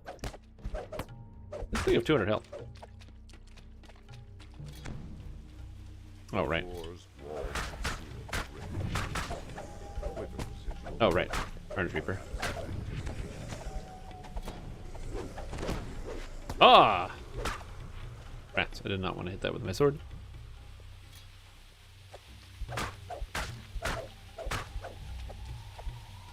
I do like having a lot of action boosts on this type of character. It's really sweet. But yeah, the Monk is pretty cool because it does give you the option to heal yourself in Reaper mode and other difficulties, which is nice. And then you can also use Healing Key. Now, granted, Healing Key, of course, scales off of your healing spell power, so you'll need to make sure you have a lot of, or a reasonable amount of spell power, but just keep that in mind. No one did. Nice, that's cool. There's a lot of builds in Dungeons & Dragons Online, so that's actually very possible. Doing something that's totally unique that no one has ever been able to run before. Because there's so many different ways you can build characters, and also different mechanics. I remember when the Sharn came out, it came with the Sharn 2 came out, and they had the Shards of the Mechanus filigree that was released. And Shards of Mechanus, or I guess that was just with Sharn, allowed you to heal yourself whenever you hit monsters as a repair, and it scaled off your repair spell power. So I played a fighter, and that was already a Warforged. And then I used Shards of Mechanus to be able to heal myself for hundreds of hit points. Not hundreds of hit points. About like 30 hit points a hit, which was pretty good considering my attack speed and double strike. And it was really powerful. However, they put a... it was basically useless in Reaper mode already as is. And I don't think it was overpowered in Elite difficulty. And then they put a 1-second cooldown on it, which made it completely valueless, which was really weird. So I'm not sure. The goal of this life is... Last life, I played as a two-handed fighter sorcerer, and I want to know how good sorcerer felt. This life, I'm playing as a half-orc fighter because I've wanted to play half-orc fighter for over a year, and I want to know how good it feels when all is said and done. That's it.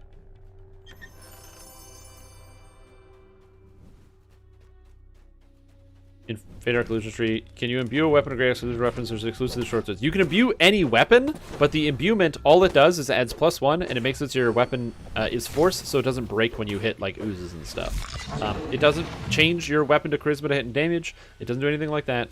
It just has that one individual effect.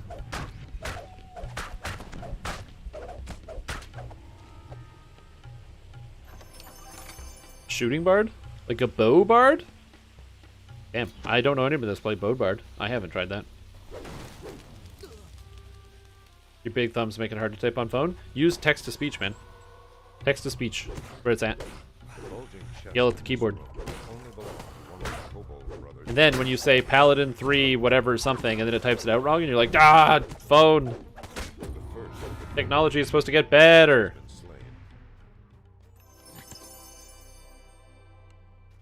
Ah, a shouting bard. Yep, lots of people play Spellslinger Bard. It's actually one of the 3 ways to play Bard. Very, not a super common build, but it's really fun on Hardcore League because it gives you access to, now with Color Spray, but also having access to Greater Shout for stunning makes Bards very valuable in Hardcore League. The Spellslinger variety. I can't speak. You played with a bow bard today? Well, I am now going to eat my words. Where are they?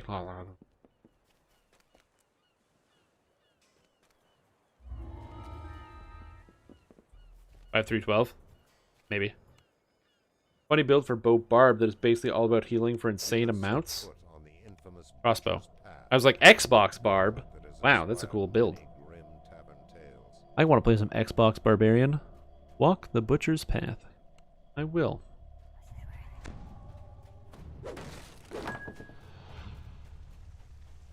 No DPS. Yeah, exactly. That's the big problem with the Bard build, is it doesn't do any damage right now. They might make that adjustment in the future, but not at the moment, at least. Ah, take that. When I hit all my attacks, my character's actually good.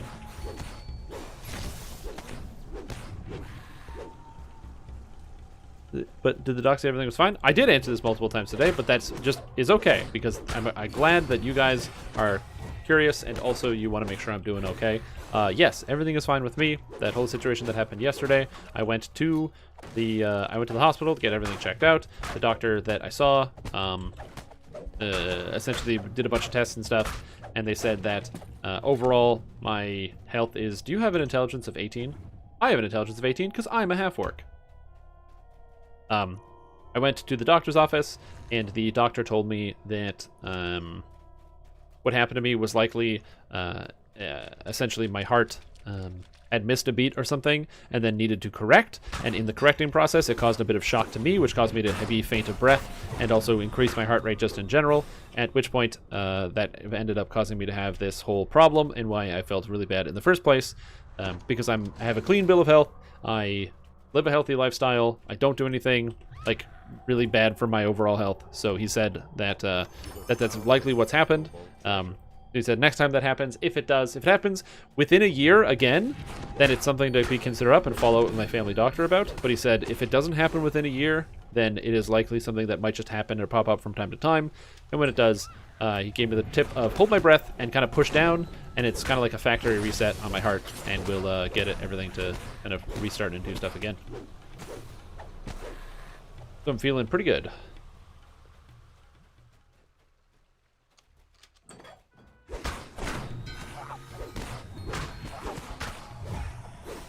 Barbarian dual-wielding Xboxes. I mean, why not?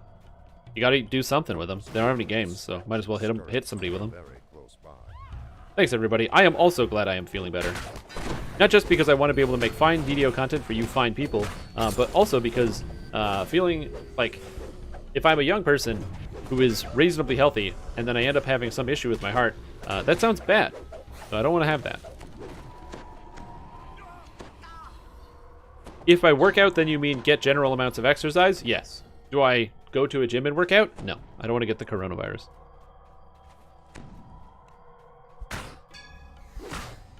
And my apartment is very small. Very small. I don't have space for that. But I get outside and I go for walks and stuff during the day. And also I'm using my standing desk, which I love talking about. How do I have that much int as a half-orc? Because you're just judgmental of half-orcs, and you think half-orcs are dumb, but I really think that's not very fair. You gotta give every half-orc credit. You never know what a half-orc can do. They can surprise you. My half-orc went to Yale, so come on.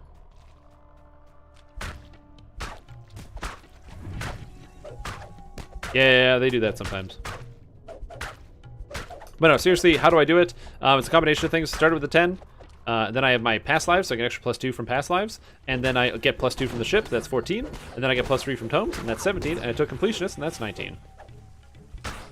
So I have +9 to basically all my stats. Yale or jail. Same thing.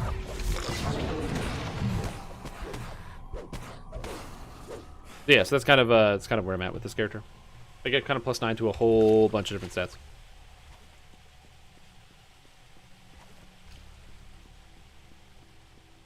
That's why I don't have a strength item, but my strength is 28.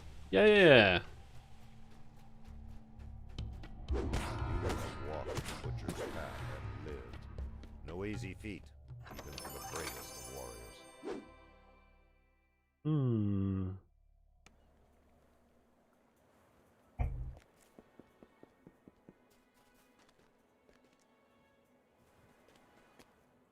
Mind's Eye Helm of Resistance. Charisma, Spell Sight, Resistance. Honestly, it's not bad. I'll just take it.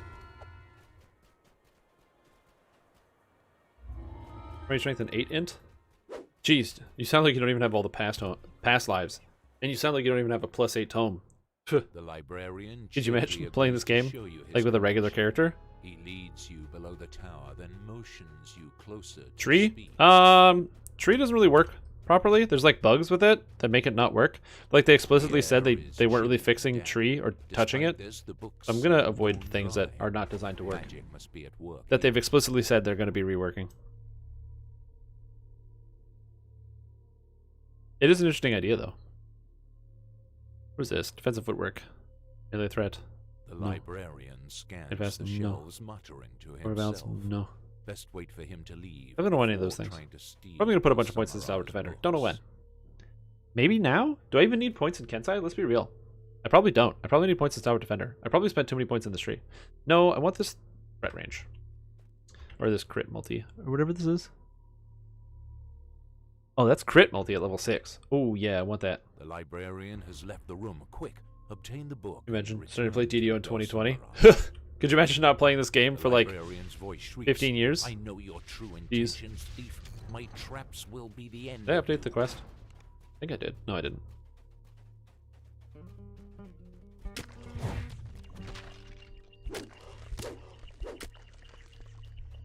Sorry, I had to find the quest and I couldn't.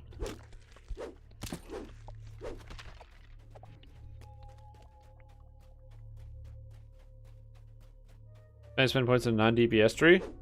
Jackby, you're very confused. It's straight up a DPS tree. I'm spending points in that tree to get 10% movement speed so I can get to monsters to DPS them faster, and so I can get +6 strength, so I can DPS monsters faster.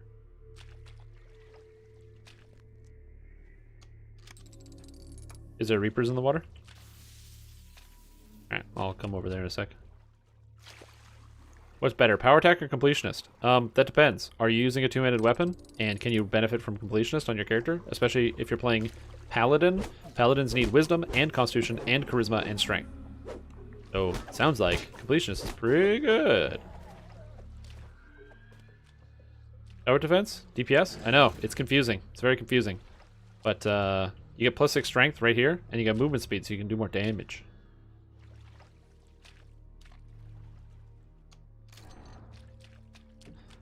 Pretty much it. Reading crossbow viable for legendary content. Everything is viable for legendary content. Just depends on how high you want to go for Reaper mode. Like, if you are going for a low amount of Reaper mode, that's not a big deal. Oh, you can fascinate Reapers, can't you? Okay.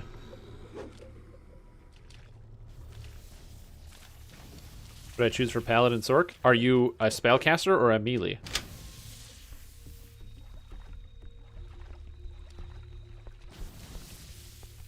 I'm assuming Paladin Sorcerer, you're talking about a spellcaster with the defensive qualities of Paladin. Right? What you're talking about?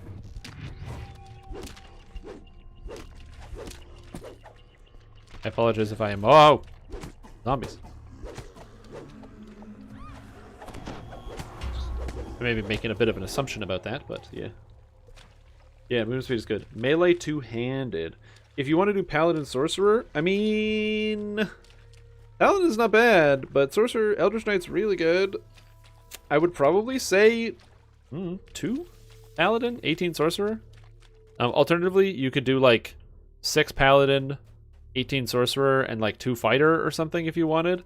The benefit of which is then you would have automatically, get Divine Might, you'd get core, the 3rd core of Paladin, and you can get a lot of the good stuff in the Knight of the Chalice tree, so you can pick up not so much the favored weapon stuff, but some of the cleaves and maybe the smites if you want, plus you get some Paladin base levels, and you can scale everything off Charisma. And then out of the Sorcerer tree, I mean, you want to make sure you're using Fade Arc Illusionist for sure. Decline. You want to make sure you're using Fade Arc Illusionist for sure. Man, this guy's incorporeal as hell. Holy moly. You get Charisma to hit and damage, and then you can get Divine Might and focus everything into Charisma. And then you get the 4th core of... You probably go tier 5 on Knight of the Chalice. Not Knight of the Chalice, on the Eldritch Knight tree. But you could also do Knight of the Chalice. The problem is the Paladin instant kill scales off of Paladin levels. So just keep that in mind. Ow! That hurt.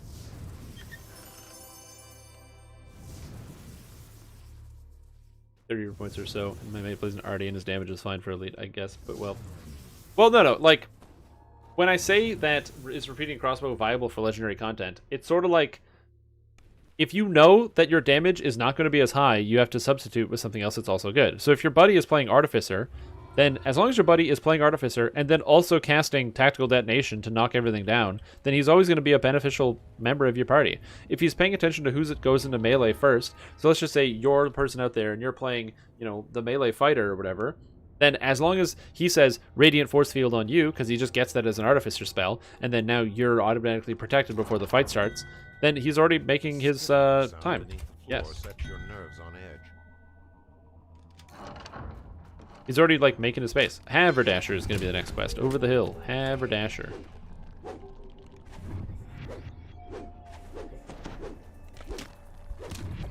Oh, shit.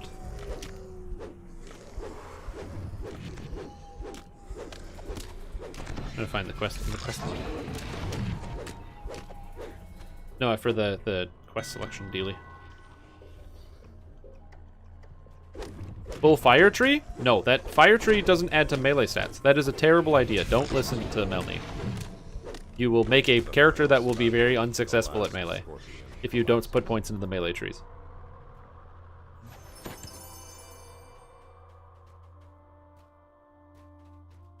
Still, there's a lot of good arty stuff.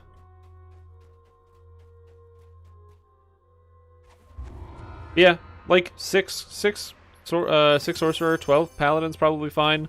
Alternatively, you could also... Or sorry, 6 Paladin, 12 Sorcerer is fine. Alternatively, if you wanted, you could also instead go with like 15 Paladin, 15 Sorcerer, and go tier 5 of the Eldritch Knight tree, because you're skipping most of the other stuff, and just get like the melee power and the Eldritch Tempest if you want as well.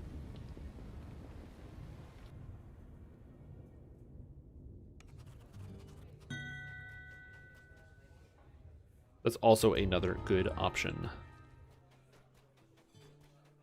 How about going full Harper Agent? Hell yeah, man.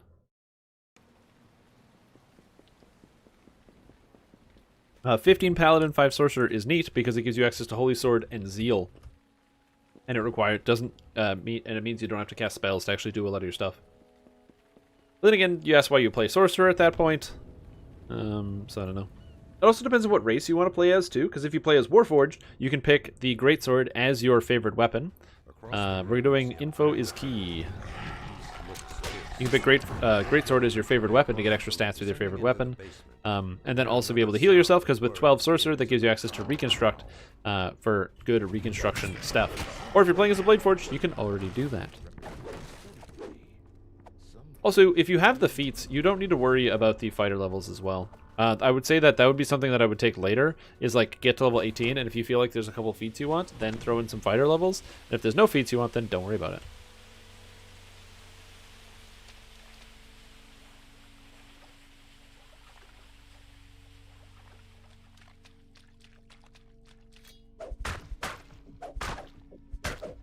You don't really have orcs look? That's funny. I mean, yeah, why not? Sometimes you gotta make it to the bathroom.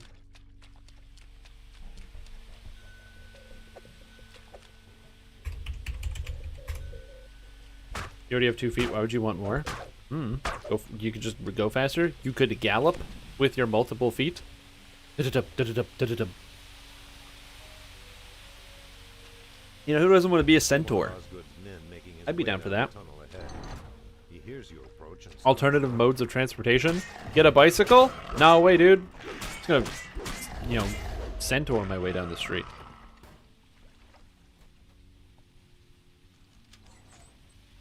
If you use 2 bastard swords, you're using 3-handed fighting? No, that means you're poorly fighting. 3 bastard sword is poorly fighting. And yes, you are correct. I don't want my viewers to be misled. Don't try to play mainly Savantry if you're playing as a melee. It's a bad idea. I wholeheartedly agree with you. You've seen right through me. 3-handed, it's like poorly fighting. You want to ride? I'm heading over to the Philosopher's Row in the harbor. I can carry you on my horseback. But it's actually just my back. I am a horse, kind of. More arms and feet. Yeah, I've always thought it could be very handy to have a 3rd arm growing right out of the back of your neck. Just straight out of the back of the neck. Think of the versatility. You could grab things behind you. You could reach all your back and scratch those areas you need to reach. It would make sleeping slightly less comfortable. Because you wouldn't be able to sleep on your back anymore because of the arm that you have. You hear the grind and But, clatter of you know, you'd figure it out. You hear the grind and clatter of machinery from below and to the west. It sounds like something heavy is being... There must be a way to open a secret door. The secret path ends at the warehouse. This is the warehouse. Yeah, more arms would definitely be more useful than more feet. I don't know what I would do if I had an extra arm that I could do stuff with. You lift the case and slide it onto your... I'm honestly, like, not sure. Quickly return to the Fairlane representative.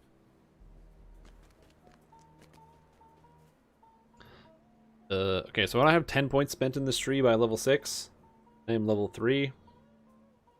I should probably go into the Stalwart tree to go towards Stalwart defense because it's so good and so tanky. Let's grab this. Perfect.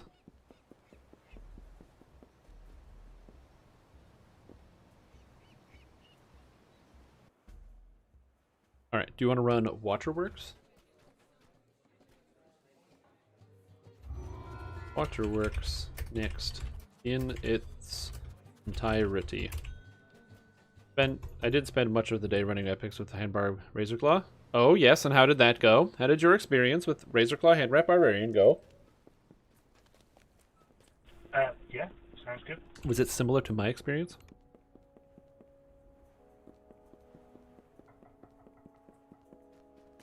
By the way, if you had a better experience than me, that is perfectly okay. You want damage, not tanky? Yeah, you want damage. And if you're playing as a melee character, you need melee damage. And I don't want to die. Tail and dick. So telling someone you want to touch my ponytail as Centaur surely is interesting. That's a good one. Figured into yard and tanked fine. Oh, nice, yeah.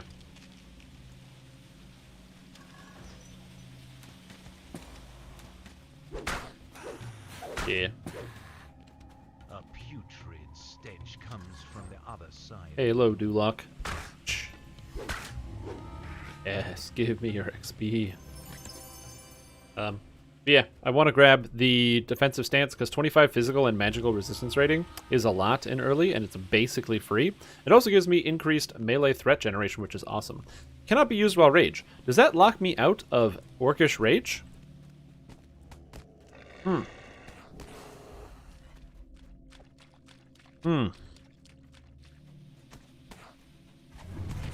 Does it?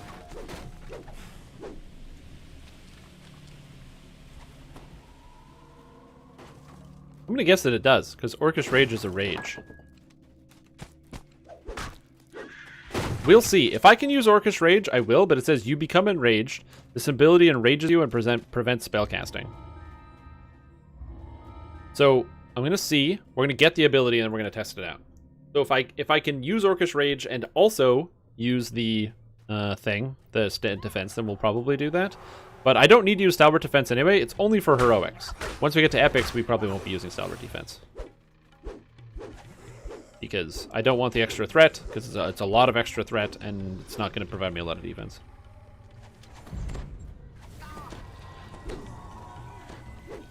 Oh, is he? Oh,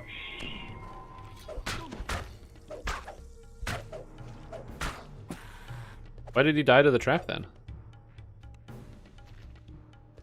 Oh, that's a mistake. Oh yeah, that's a classic mistake. Never follow me into battle. That leads to near instantaneous death. forgot about that trap.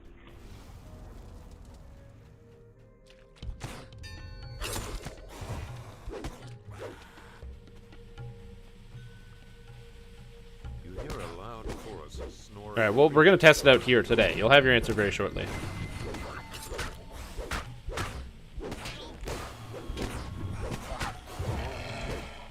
Right here. Hey, what's up, Lop? How you doing? How's it hanging? Did you get the souls? Yeah, you got the stones. Your died in waterworks due to traps. I feel you on that one, man. Like, one of my favorite things about DDO are the traps. Like, every other MMO is very straightforward. It's like, oh yeah, you walk around, you go into, if you dungeon, there's the monsters, you fight the monsters, you do the packs, you fight the bosses, you're done. But DDO is like, no, you're going on an adventure. You're diving into a sewer system. And in the sewer system, there are all sorts of crazy traps and things that you can't predict. Fire trap right through the door? Absolutely. Acid trap on another door. Fire trap in the middle of the hallway. Spike trap, glue trap, ice trap, spell ward, blade trap, spike trap. Poison trap, force trap, sonic trap, electric trap. I keep saying things and then the word trap. Hopefully to get my point across. But there are a lot of traps in this game.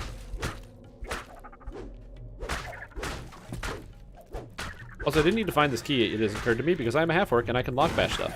Again, one of the reasons why I want to play half-orc fighter. Fighters don't have the ability to deal with any special circumstances. So, for example, half-orcs cannot, like, as a fighter, I can't disable traps. As a fighter, I can't pick locks. But as a half-orc, half-orcs get lock bash, an ability, where you get to negotiate a lock, where you attempt to pick a lock with your fist, where you make an intimidate check to open the lock instead. So, do I have the key to open this door? Sure, but can I intimidate it instead? Absolutely. So, I go to bash this lock. Block bash. And you slam your face into it, and it bashes the lock. And now I failed, so the door is not open. Oh, I failed again! I didn't get the key. Did you get the key? Oh, yeah. I failed with an 18, so I didn't realize it would be a 40 on the DC. My bad. I need an intimidate item, I guess.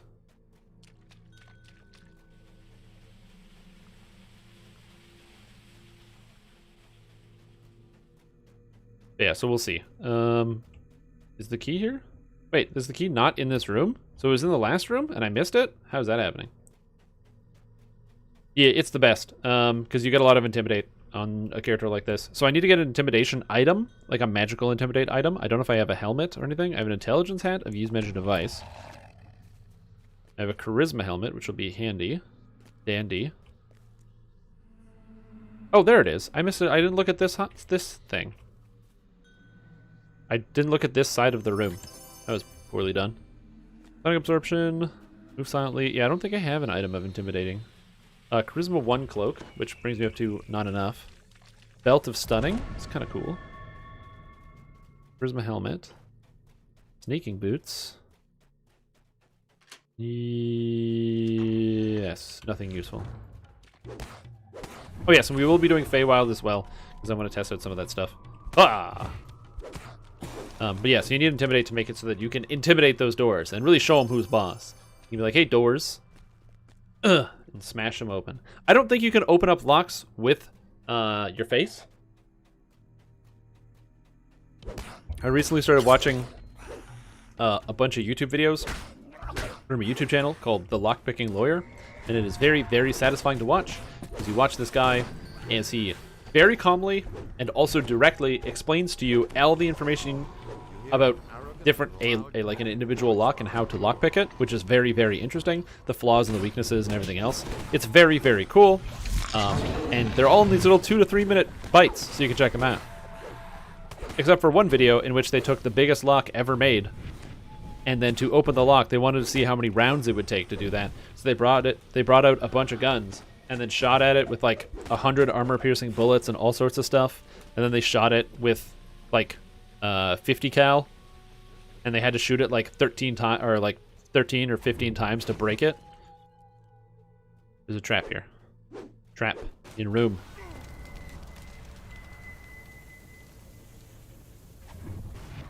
Yeah, if I stop moving, that should be a red flag. Oh, Arnor does not do traps? Oh, he does not do traps. No. How was the video cast? It was pretty fun. Me, Samius, and Nimvind, and Voodoo Spice, as well as Pat, the host, all talked about the new expansion, the Fables of the Feywild, what we liked about it, what we disliked about it. There was a bit of discussion going back and forth about different stuff, and I think that overall it was pretty good discussion. I think a lot of people enjoyed it. We had a higher than average view count, so that was kind of cool. Because I guess it's just something that people are passionate about, and also, there's a lot of our names up there as well. So it was fun to kind of get a chance to talk to some of those guys about what they thought about the expansion. And again, we disagreed on a bunch of points, but it doesn't mean that, we don't get along. Everybody's going to have a different experience with a bit of content. So it's also cool, the fact that we did disagree, because, I don't know, I like hearing from people with differing views and trying to understand them. Because as you guys know, I play in a slightly different video game than some of you. You'll watch me play this video game, and you'll be like, you know what I don't have? 135 health at level 3. You know what I don't have? 32 strength at level 3. I don't have these stats. Shrimp Tom, I have 20 strength at level 4. I don't do 60 damage a strike. Although I can make that jump. Lol. Probably what most of you will say. So a lot of these things will be different. We will have different experiences, and sometimes it's good to get grounded by talking to other people who can give you give you information and explain their different experiences to you, so you can understand them. And it was really fun. So I hope you guys enjoyed it. I enjoyed it. If you watched, or if you didn't watch it, and you're like, man, I would love to catch this DDO cast. You said it was pretty cool, and I really want to enjoy it. It will be up sometime over the weekend. I'll retweet it for sure, so you guys can catch it if you want to. And then probably after this rigmarole here, we'll probably swap in and do some good old Drinksouls and some Bloodborne. Because I got a clean bill of health. I was told it is not an issue with my lifestyle. It is just my hard issue was a twerk of fate. And so I will, or a quirk of fate. And so I will not really worry too much. I want to say twist and quirk, and I said twerk, which is not the right word. Yeah, just a little quirk of fate.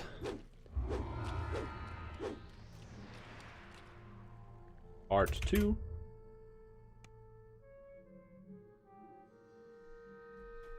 Yeah, the lockpicking lure is very entertaining. It's like, I don't know how else to describe it. It's like intoxicating. The guy's just he's very monotone for the most part, and he just keeps it straight on the facts. He gives like his opinion about a lock or something, but he'll be like, they say this lock is unpickable, and then he takes a lockpick set out, explains to you exactly why it's not pickable, and then picks it in 2 seconds, and you're like, oh, okay, cool. Cool. 10,000 sun flasks? I don't think I want to start twerking. That sounds like a bad idea. Well, it's an idea anyway. Maybe it's not a bad one, but it is definitely an idea that I don't know if I want to engage with.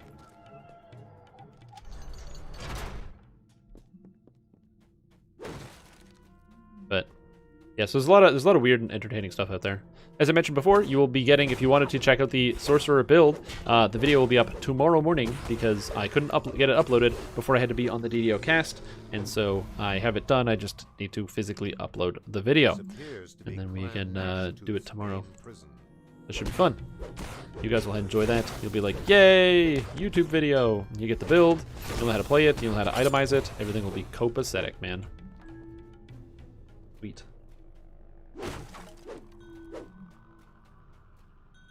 Hello, and welcome. We are on part 2 of The Waterworks. Please come and join us in part 2 of The Waterworks.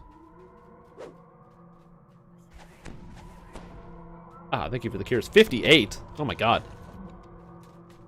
Part 2. As in, we are rescuing Arlos, so it's still on the left side.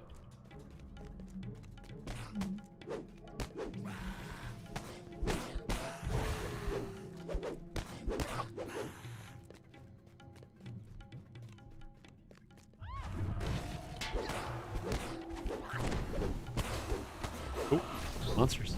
So many monsters. Even an alert. So many monsters. I hate that curse, man. I can remove the curse. I hate it, and I haven't done that. Here we go. Also, important note, I think they said that they're bringing back the ability to use curse spots on other people. They just don't have a fix for that yet.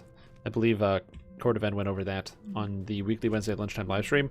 There were some people who were worried that because they made them so now barbarians can easily use them while raging, that you still can't use them on other people. So they're working on a fix so that barbarians will be able to use them on themselves, but not on others.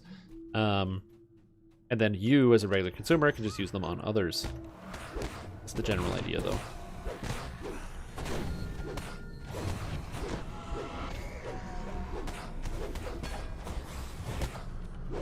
And I roll a lot of ones. I wish I had that barbarian effect where when you roll a 1, you get a enrage and you increase your stats. It's honestly one of my favorite effects in the game, the Fury from Ravager Tree. Every time you roll a 1, you get +1 to hit and damage. And this game is... sometimes you get unlucky, and unlucky people get more damage on average per strike, which is very funny.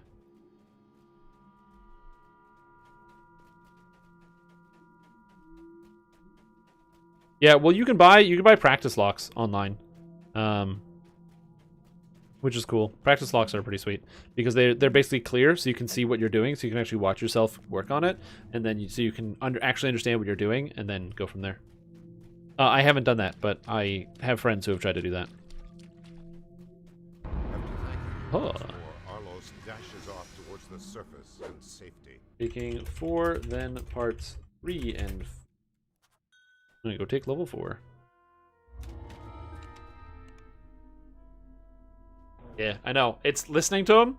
It's so funny, and then all the memes underneath, where on his comment section, where you hear people, and they'll be like, you know, it's really bad when you're lying asleep in bed, and then you hear really faintly outside of your window, you know, nothing on 1. Ooh, nice click on 2. And you're like, oh shit, someone's breaking into my house.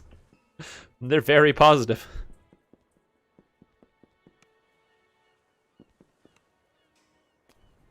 Yeah, I don't know how that guy can maintain his cadence so well in his videos.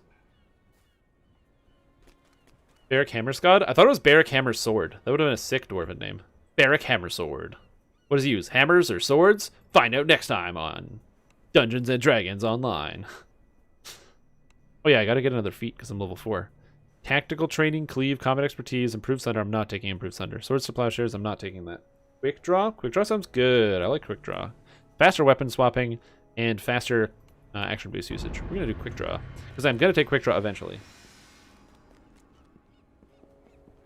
All right, I'm just gonna grab my my great axe. Go to the bank. I am currently doing that.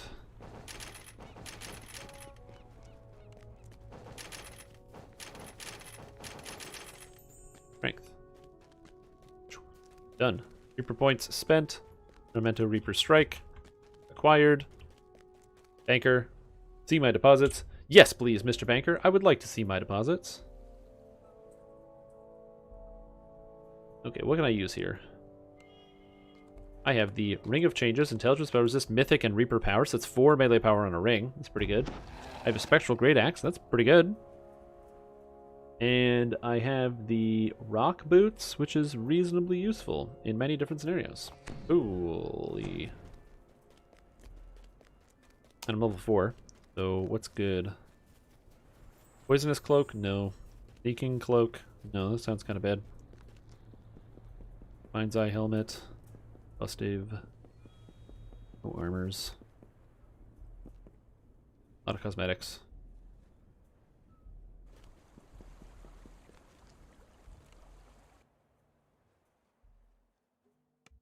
Use Chris Possible Reach, and that was the benefit of those. Yeah, there you go. Elbjorn.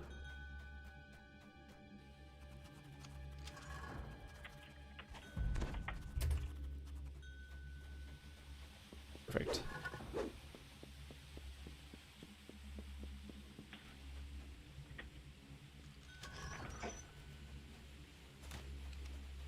Oh, I'm level 4, so I can respend this tree. So instead of spending 2 points in Mighty Sundering, I can now take extra strength here.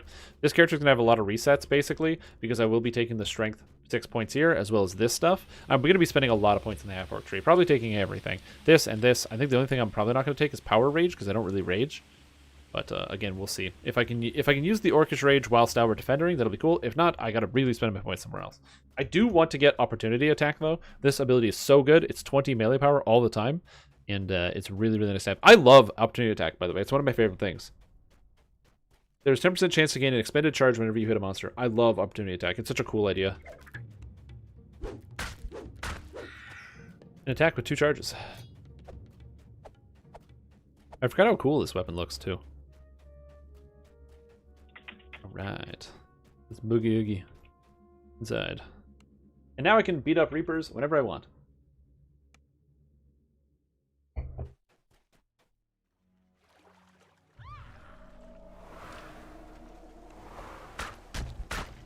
And apparently oozes. Goodbye, oozes.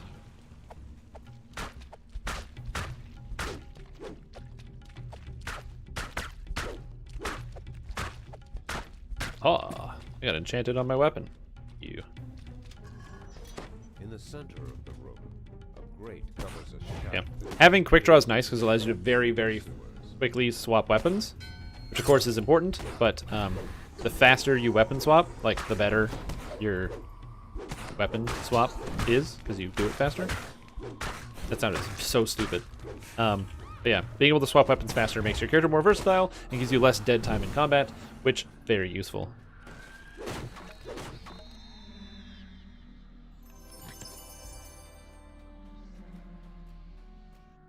Yeah, I really do like playing the ranged sorcerer. It could be fun to play another blow 'em up character. I want to play as an alchemist at some point again, because I haven't really spent a lot of time as alchemist. I played a thrower and I played a melee. I didn't really do bombardier. I played it on Hardcore League, and Hardcore League was a lot of fun. It's a very, very powerful ability. But it's something that, or like very, very powerful class. I just am not 100% certain when I'm going to be able to play that again. I should be, but I don't know. Hey, what's up, young man? How you doing? How you doing? Dragonborn Alchemist? I don't know about Dragonborn Alchemist. We'll see. I do know that once I finish all of my racial lives, I will be doing a full build max DPS Warlock, maximum to the max, which should be exciting, but yeah. Shock horror games. Whoa, that's weird. That's a weird idea. I would not do this, but you are you. So you may do what you wish to do.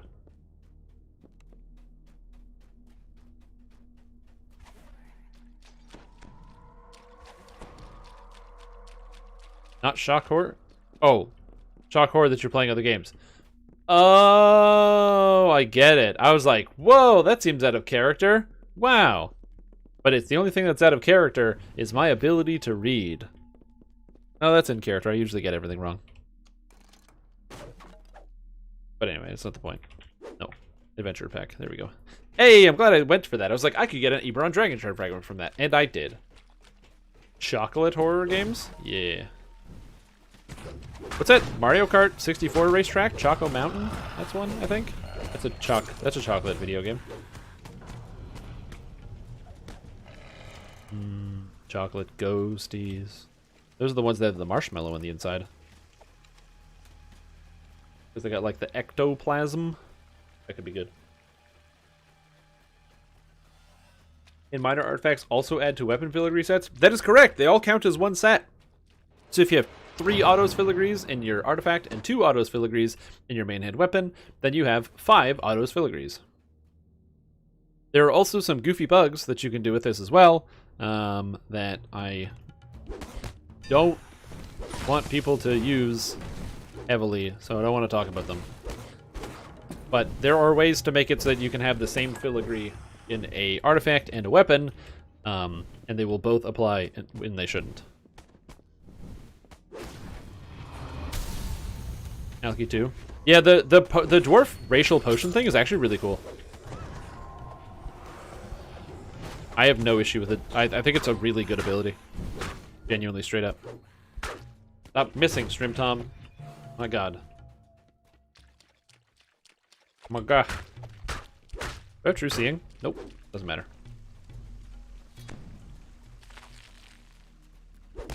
Being able to hit Reapers changes my life on this character. You remember when you used to have 400 HP at level 4 because of Reaper points? Ah, those are the good old days.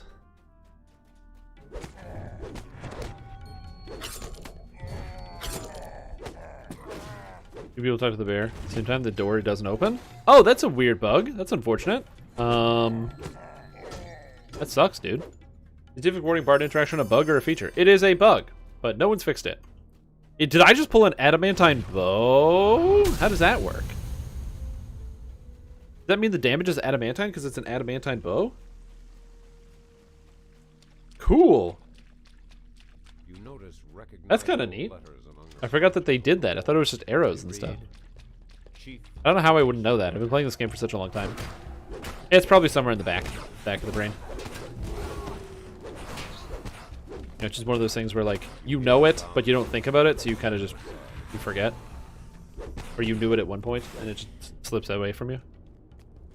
I also like the fact that I never get that collectible pile in this room, even though it's way closer than the other collectible pile I went out of my way to get. Very funny. Hey, and I went to get it, and I got another Ebron Dragon Shard fragment. This is why you always pick up your collectible piles and never skip them.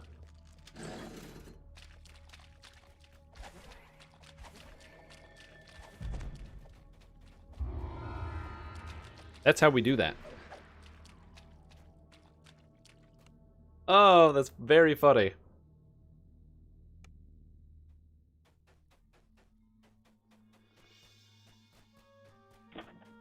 Orc Fury 1. Too bad that doesn't keep lasting like the favorite soul thing.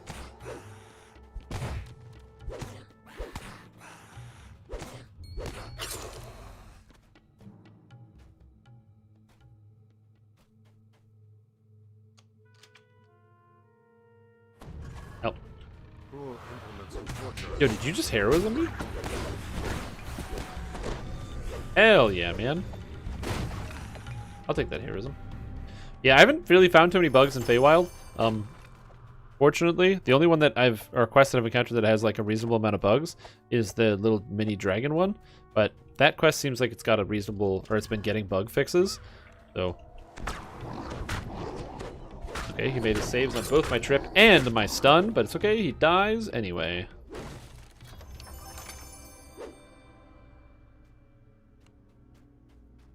First time you hit 30 and have to wait on the TR timer. I've only ever had that happen once. I've only ever hit the TR timer one time. Because I don't know, I like to savor my lives, you know? Sometimes you don't need to rocket zoom your way through. It's good to just like let it simmer. Play the character, you think about it, you go, man, this character's cool. What else can I do with this character? But you let it simmer. I found Ven. I just want to kill these guys. Grand Tunnel Worm, Grand Shaman. We're like Grand Tunnel Worm, Dead Shaman. 8-hour life. Yeah, you can do that with some boxes for sure, but that's why autos boxes give you reincarnation bypass timers. Voices. Just kidding. No one has her voice.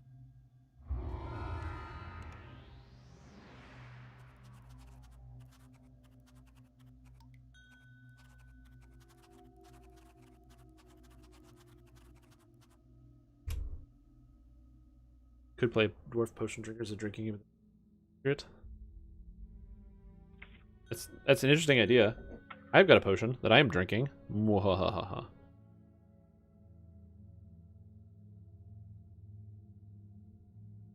Some type of EK Paladin for a Bard life, wondering how painful it would be? What do you mean EK Paladin for a Bard life? You can't multi-class Bard and Paladin. So at least one of those words is incorrect.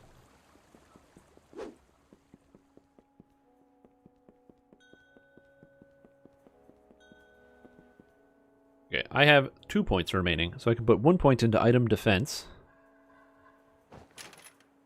Actually, I kind of want to get extra armor mastery to get max dex bonus. Okay. So, we grab Stalwart Defense. Turn on Stalwart Defense. I cannot Orcish Rage. Goodbye, Stalwart Defense. You will be missed. But I will not be spending points on you. Because I want my Orcish Rage.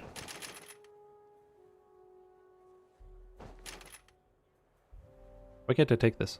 Oh, I didn't take weapon specialization, dude.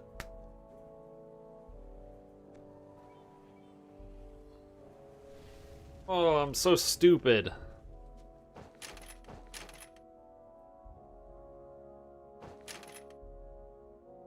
Yeah. I'm just gonna spend more points in the half-orc tree and call it a day. Good tree. How did I do that? Anyway, now I have Raging Crush, so I can instant kill anything I want. In-game range build, this idea has been setting me for multiple weeks, as I wish to not play a bastard meta throwing dagger of boringness. I can. I will be right back. I'm going to play a quick ad break, and I'm going to grab a super quick snack because I have some food waiting for me. And then when I come back, we will discuss this idea. I will be back in 1 minute. No, it's probably 2 minutes. It's probably 2.5 minutes, but I'm going to call it 1 minute.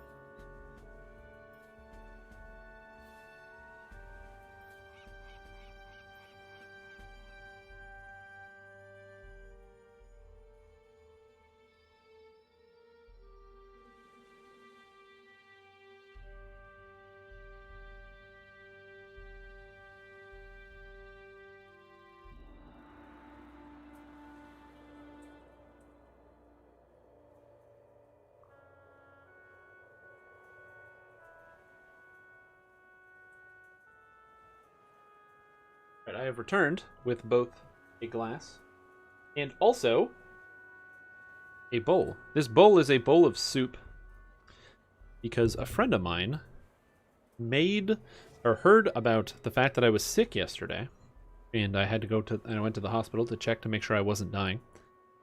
And so she felt bad, and so she drove over today some soup for me, which is literally the nicest thing ever.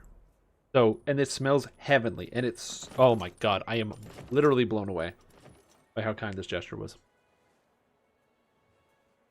So, now, it's got like, it is a meat soup, even though I don't eat the meats, I'm gonna eat this anyway. It's got chicken in it, it's got some rice, it's got tomatoes. I can't, like, display the soup because it'll tilt, but, like, delicious. Absolutely delicious. I mentioned before, I'm a lazy vegetarian. I don't buy the meats, but somebody gives me something with meat in it. I don't feel bad about it, and it's already been made, so I'm just gonna eat it.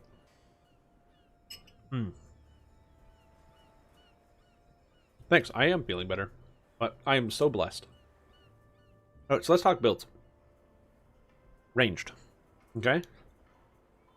You said, please advise a fun but competent endgame ranged build.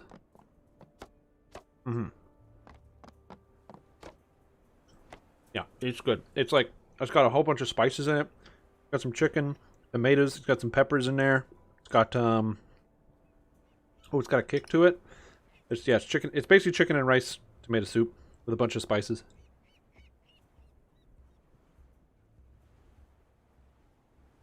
That's very funny. I am literally the luckiest recipient. Also, the chat should not go directly under me, I don't think. No. Oh, and now it's also invisible.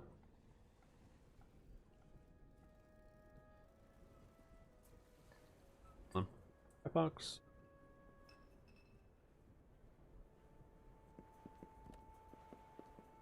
Make me a little bigger.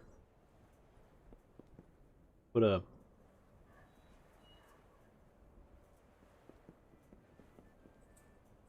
color source box. And put that back there.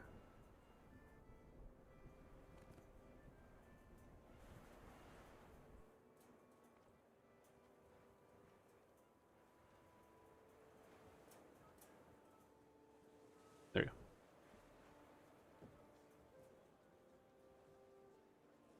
Yeah, I'm very lucky. This is fantastic. Cooking food is a gift.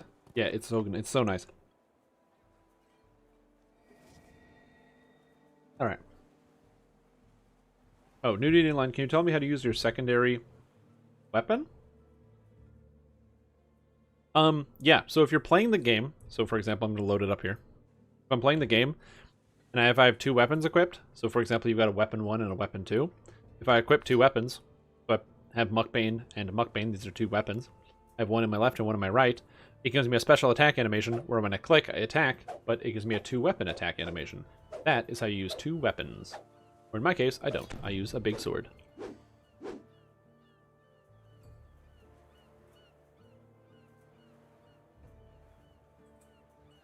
You want to use your wand and a dagger? You can't do that. That's against the rules. You can't use a wand and a dagger. I apologize. I don't know why that bind's there.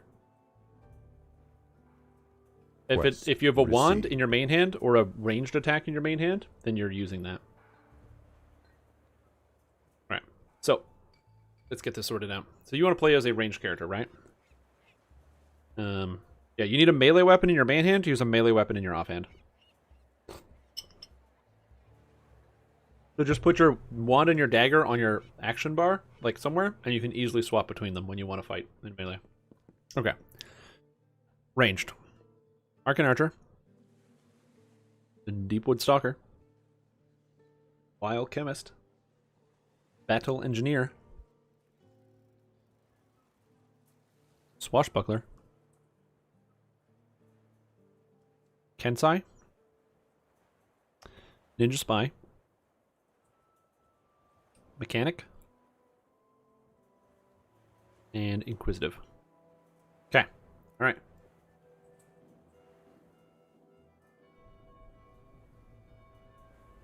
All right.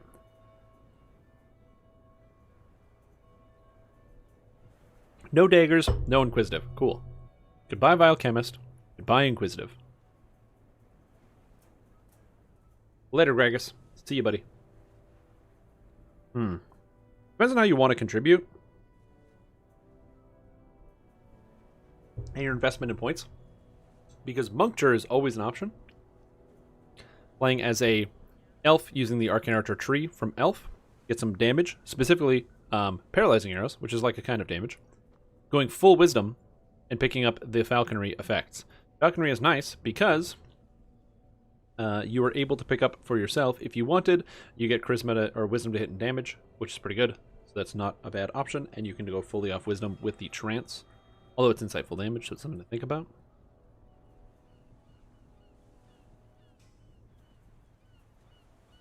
You don't have to do that.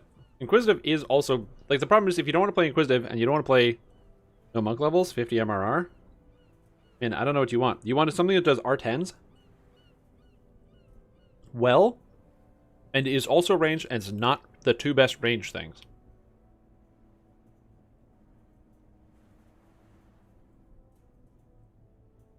And no monk.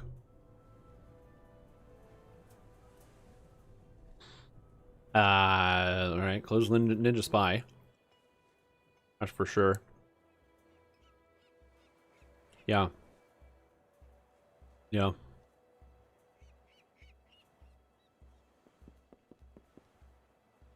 Well, I mean, daggers are good. The problem is, Swashbuckler is only good if you're playing throwing. And if you're playing throwing, you should probably play throwing dagger. So, since you want to do that, let's close that tree. Arcane Archer, Deepwood Stalker. So basically, you're on bow or repeating crossbow. Now, repeating no shuriken, because no monk. Repeating crossbow, if you have the intelligence for it, as a battle engineer, gives you two things that are kind of nice in rating. Number one is this ability up here, Thundershock Weapon, repeating crossbow, allows you to get this trip attack at ranged. This works on lots of things. For example, hey look, there's a devil coming in during the phase in Vision of Destruction where they spawn. I trip them. Hey look, the main tank is being chased around by a Dream Reaver in Lord of Blades. I trip them. On top of that, because you play as an Artificer, you do get to pick up a lot of the other stats. So repeating crossbow is one you can think about. There is the classic, the classic 10, the 10.64. 10.64 is also pretty good. If you wanted to play Great Crossbow is also very powerful. The problem is you only do damage, and which means you lose value compared to something like an Artie, whereas an Artie gives you like abilities that you can cast, like Tactical Detonation, like healing spells, like mass curse removal, like Radiant Force Field, like Prismatic Strike, and your Rune Arm, that a lot of those things you don't get if you play Great Crossbow. If you play Great Crossbow, you only want damage. Nothing else matters. Literally nothing else matters. It's only your damage.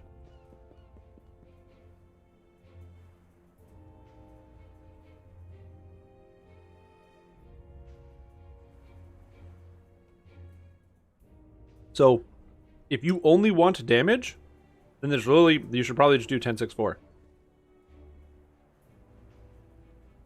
But if you want to do something other than damage, yeah. I would say Artie is an interesting idea. One problem with Artie is you get crit multi at level 20, so you'd have to be a pure Artie.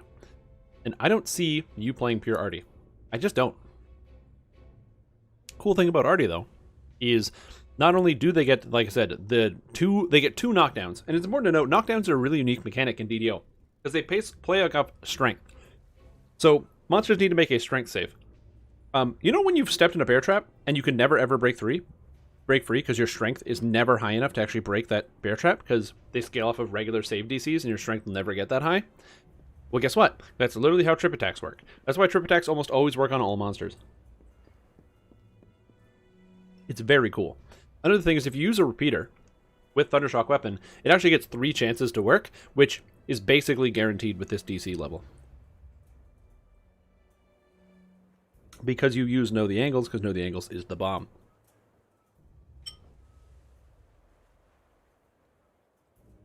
Now, not to be outdone, this would of course require tier 5 here. You could still multi-class, for a couple different reasons. Because this is a tier 5. In theory, you don't need to play pure Artificer. If you have 6 levels of Fighter, you could get the multi out of Fighter as well as some additional feats.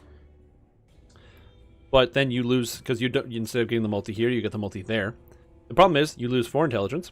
You also lose an extra +1 to your armor and a bunch of physical magical resistance rating innately, which is really nice. You don't want to lose 15 PRR and MRR, because that's pretty good. But the other thing that's dangerous is you also lose access to 6 level spells, so you don't get Radiant Force Field either. The multi-classing becomes really tough, because unless you can get +1 crit multi, you're running into challenges.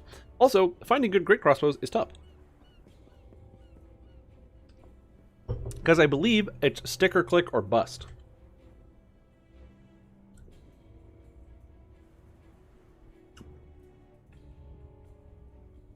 Which is Sovereign Vorpal, Bleeding, Fetters of Unreality, Ranged Alacrity. Yeah. Yeah, absolutely, for repeaters. I'm not talking about Great Crossbow, dude. Don't play Great Crossbow Artificer. It's a terrible idea. Their class synergizes with this. I might have. I meant to say heavy repeating crossbow. But yeah. So this character, for using a weapon like this, getting fetters is not the worst.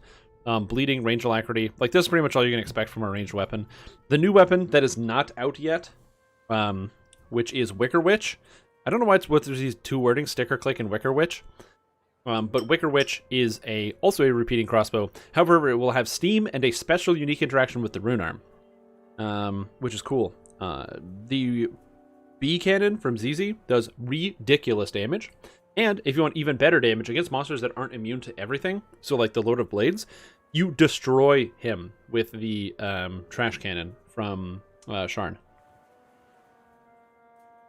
Each press is going to be 15,000 non-crit damage. With the right stats. So again, something very much to think about. This soup is so good, I am blown away. So that's another option. Granted, the upper limit of this character build is very dependent on how much range power you can pull into it. Of course, you do get, on this character, Endless Fusillade, so you do get a lot of extra damage. The problem is, where do you put the rest of your points? And that's where it becomes a struggle. There's no races that inherently work with repeating crossbows, which is unfortunate, so there's no particular racial incentive. Whether that is good or bad is hard to say. And then the other 2 trees that you'd be limited with are the Arcano Technician and Renegade Mastermaker. Renegade Mastermaker gives you some defenses. 21 points, of course, gives you extra cash levels on your cures, as well as maximum dex bonus, health, repair amp, and what have you. And in fact, if you happen to be repairable, you can go all the way up here to grab +6 Constitution, which is really nice. But are you going to go that high? I don't know. So that is a difficult choice. But you're not going tier 5 here, because that is too much of an investment. Arcano Technician, on the other hand, provides you with very, very, very little. Realistically, it's pretty much just palliative mixture to give people free mana during downtime, and potentially beefing up some of your rune arm stuff. I believe there's literally nothing rune arm related in this tree, so you don't need to worry about this tree whatsoever. Because there is the rune arm arcane mechanism, which is insane. It's 35 spell power, but you don't need that because it's a tier 5 and you're not using that ability. So let's close down the book on Artie. Let's say you don't want to play as an Artie. Again, this would be a pure intelligence based. We're talking a lot. Do Dark Elves have something for repeaters? They do not. Gnome gets light repeaters, and all the raid weapons are heavy repeaters. So that is also an important consideration. So last but not least, you're left with Bow. So,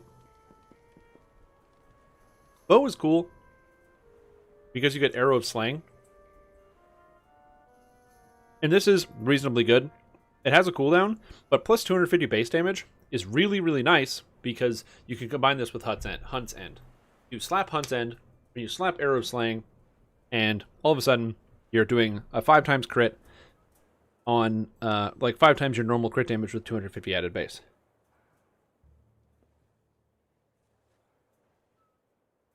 DC is good enough on RD alongside range DPS? Yeah, of course. Dude, to knock shit over, you only need like an 85 on your tactical detonation DC. Absolutely you can. 100%. Tactical detonation's literally cheating. It goes off, it's a strength hit. So imagine you're playing like the Eladrin, have no strength in Feywild. They literally just get knocked over instantaneously. Halfling does get sneak attack, that's true. You can pick up sneak attack damage.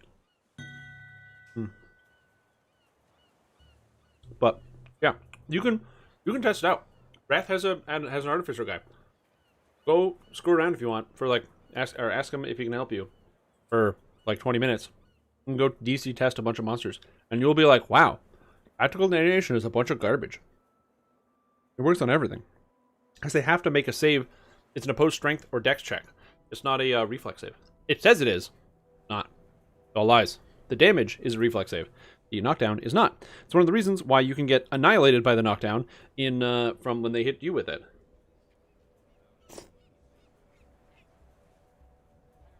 Yeah. So the question is, all right, so you're using a repeating crossbow. How much damage are you realistically going to be at? The problem with not multiclassing is the problem of the Battle Engineer tree. Up tier 5. 20 ranged power from the tree. And 10 double shot. All you get. Range power can be very hard to come by. Of course you get an action boost, but it will be quite difficult. Now granted, you do get some extra attacks. Racking Construct is hilarious because it allows you to chunk fortification and sneak attack monsters, which is fantastic at ranged. Shatter Defenses, again, same thing. You dump fortification on monsters, and you have to take it to get all the way up the tree, which is really nice. And Caustic Strike is free additional damage. It doesn't do a lot of damage to non-constructs, but to constructs, ooh, baby. That 66 extra rust damage applies, again, 3 times. This is actually 18d6 rust damage. It scales with 200% range power. Your character is probably going to end around 200 to 240 ranged power. And even higher if you are standing very still and shooting monsters, probably getting up 250, 260 range power. With a character like this, 260 range power times that extra rust damage. Really nice when you start chunking into constructs. That's basically going to be more damage than I was doing with my Eldritch Knight.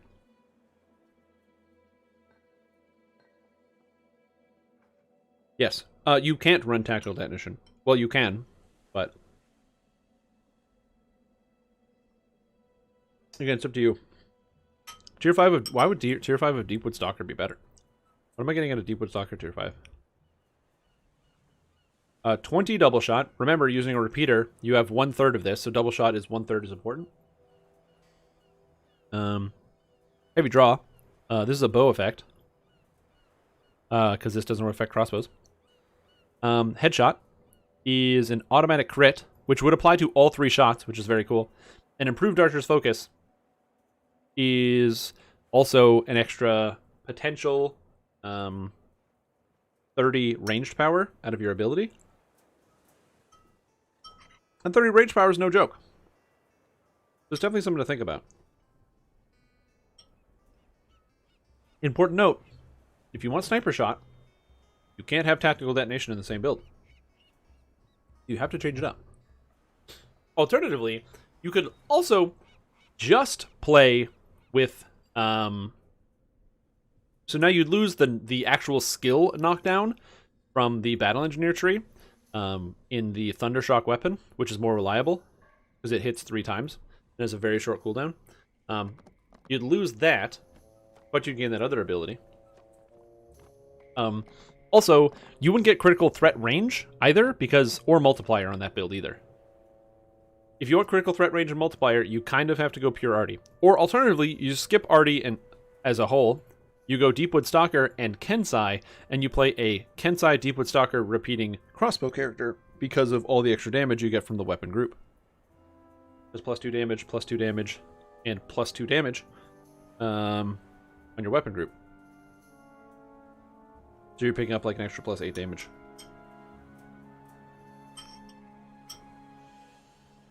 And you'd be like 6 fighter, 12 ranger, 2 rogue.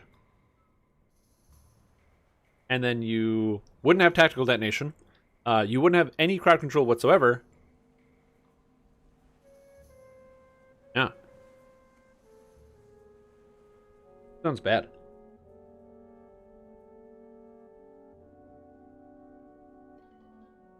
The other thing, too, is the worst case scenario is you run the raid, you get sticker click, okay?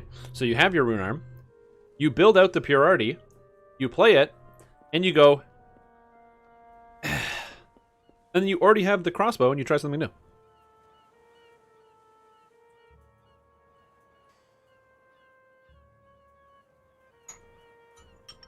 You got one sword away. Well, nobody wants it. Also, important note, you can be the guy that plays repeating crossbow. Nobody plays repeating crossbow.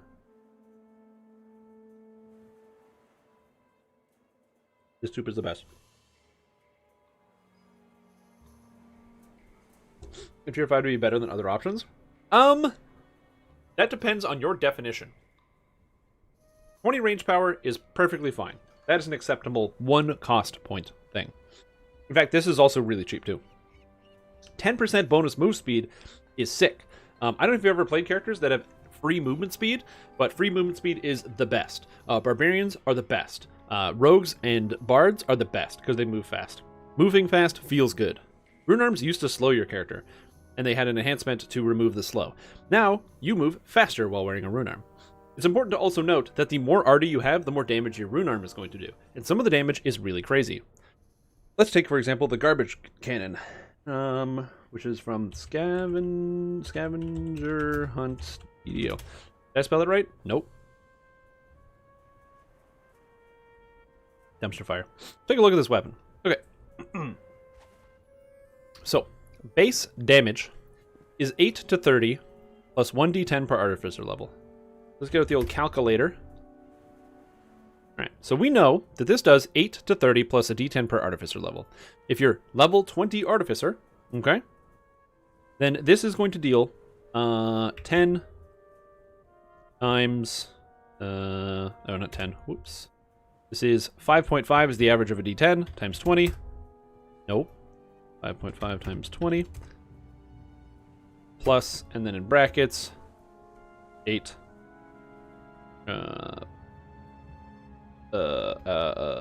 8 plus 30 brackets divided by 2 is 129. So this is going to deal 129 damage unmodified by spell power. Okay?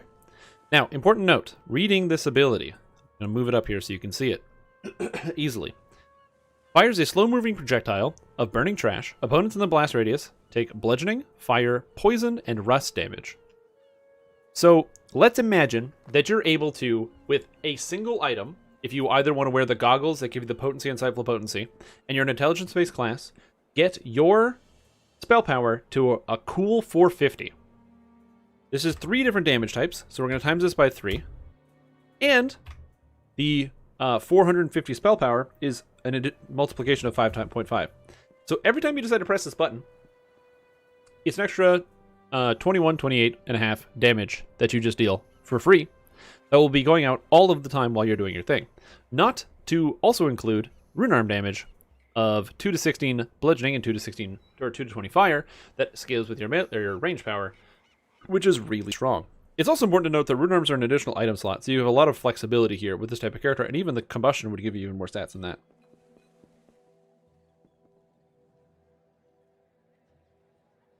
Yeah. And your race doesn't matter, so you're pretty sweet. So again, so it's important to note that this is something that is an option. Another option is, of course, the B cannon from ZZ. So this is from Hound of Zoriet Legendary. Machination of Madness. This does the same damage as the bee cannon, or as the other cannon, except it shoots out 3 waves of bees that all deal damage, and then they apply the enraged bees that scale with spell power and also continue to deal additional damage. And they charge 30% faster, which is pretty sweet. Warforged is actually probably the best race to pick, if I'm being honest, by the way, for 2 reasons. One, it makes it easy, so you can go into the enhancements. It makes it easy, so you can go into Renegade Mastermaker and spend your 23 points if you want to grab Embed Component for a total of 6 additional Constitution, which is mad tank. But most importantly, the Warforged tree, if you have any racial points whatsoever, allows you to pick up Memories of the Last War for 15 extra melee and range power. And 15 range power is not too bad. It's not too bad, man. That's pretty good. Quicken Recon? Yeah, you don't take Recon out of the tree. You take Quicken as a Warforged for sure, but you don't take Recon out of the tree. And the reason you don't take Recon out of the tree is because it costs 6 points. That's a major problem. Don't ever take this enhancement, by the way. Reconstruct. It sounds really good, but 6 points? Dude, I'm not spending 6 points on a tier 4. Insane. Insane. And gross. No. You also have 1 pointer for +3 to all saves, which is pretty sick.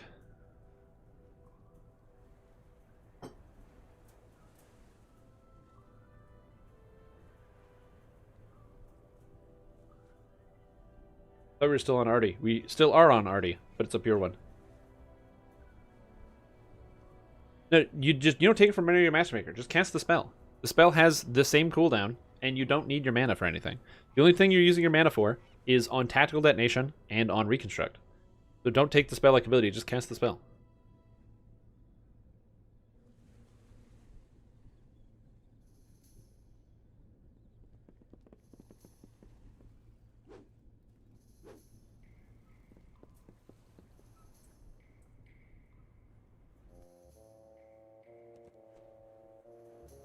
Sorry, I'm letting my friend know that I really appreciate the soup.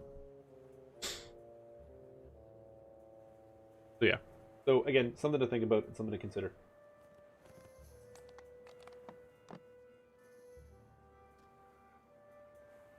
Okay, I have to black out my screen real quick, so you're gonna look at me for a sec.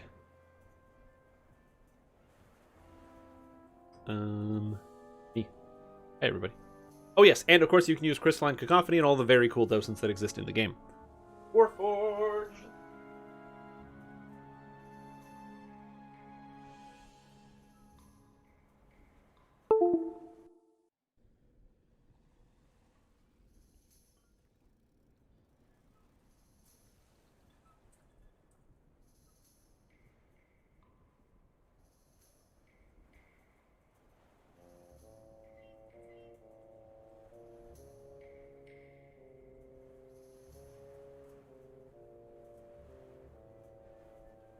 Oh, okay. Sorry, I had to plug in my PlayStation into the monitor. I need to get a splitter.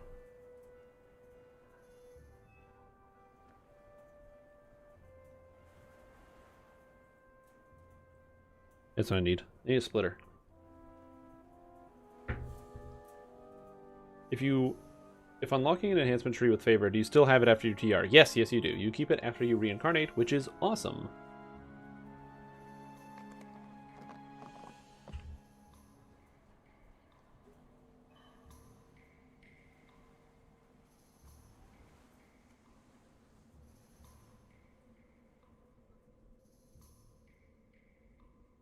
Yeah, so you're all set there.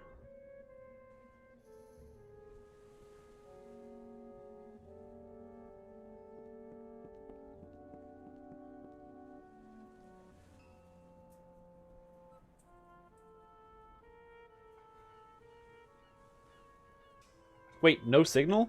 Wait, what? Excuse me. Oh, not this shit again. Hold on. My capture card. Not doing what I want.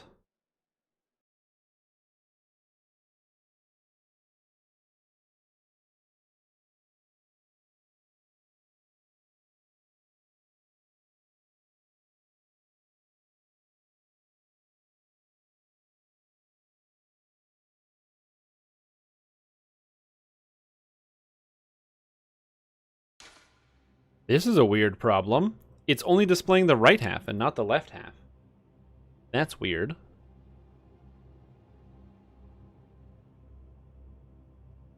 I'm new at this one, so I did not expect this to happen.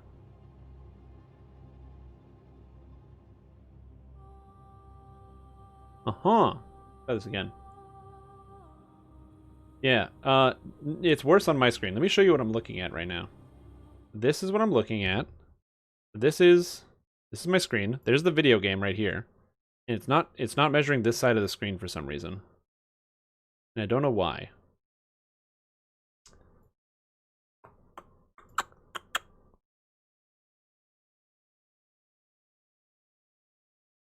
Why would that be?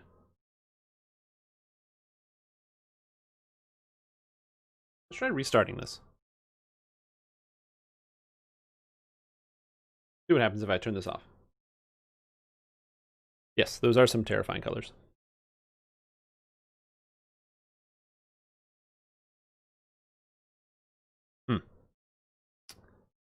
Close that. Yeah, so I'm currently what I'm doing. No signal. Perfect. There is currently no signal. That is correct. Try again.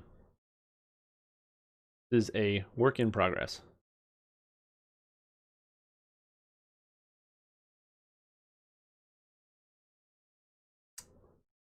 Yeah. That's not good. That is not good. I don't know what's up with this.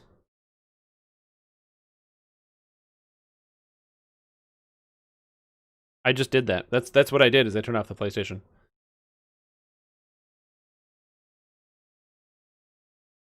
Okay, let's try this again. So I'm going to turn this off. I'm going to turn this off.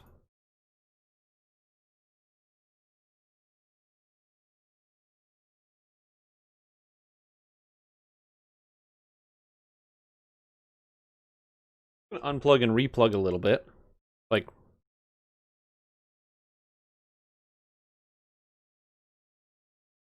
try this again. No signal. Got a connection. And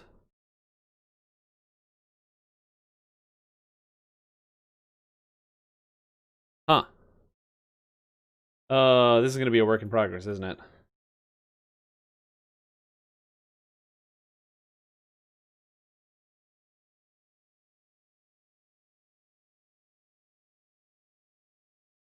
Yes.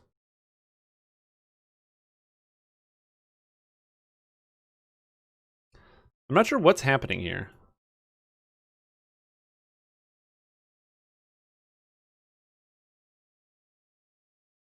Is this the weather in Oxford? It is.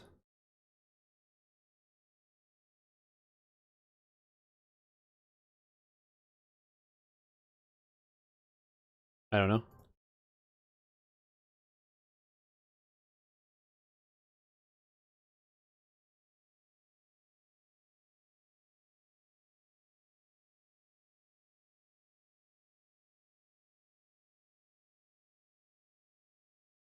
No, that did not work.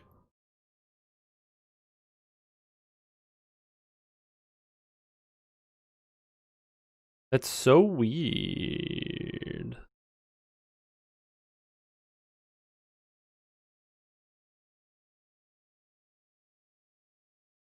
I don't understand what's happening.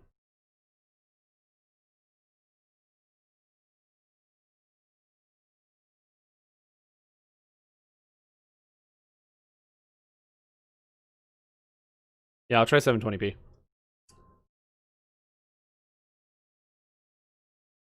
Oh, okay, I can't customize that. Oh, format? 720p? Yeah. Why? An OBS source. I know, that's what I'm using, it's just the OBS source. Okay. Huh. I just loaded the utility because I was having this problem. The capture utility is causing this? Yeah, because like I'm just using the OBS source. So when I go to the like you pulling the source, it's doing this. You don't see the ray. This is a crazy problem. Uh-huh. If I do this.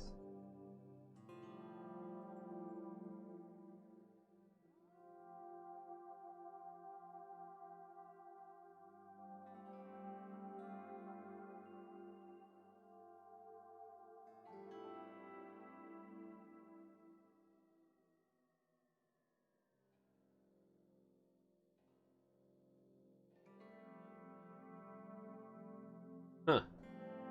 Yes, that's probably what happened. Can you change the sync settings? I don't know. Sure, miscellaneous.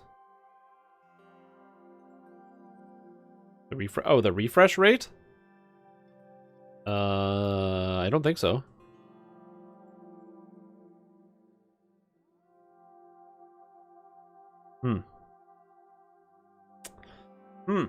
This is not good. This is not good. This is not good, team. I don't know why this is happening. I don't know why it's only getting this section. Change TV compatibility option in game HD.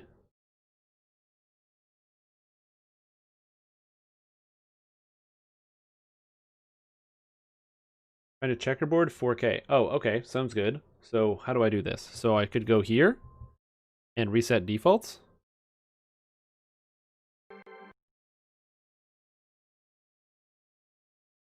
Am I using HDMI? Nope, that's still the same problem. But now you can hear it when you couldn't. That's cool. Here we go.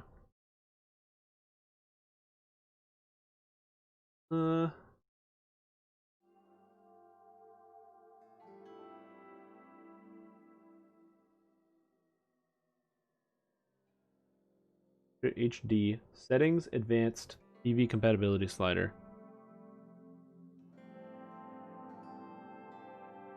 Settings. I don't get an advanced, and I don't have a TV compatibility slider. I need game capture HD. I have to download more programs?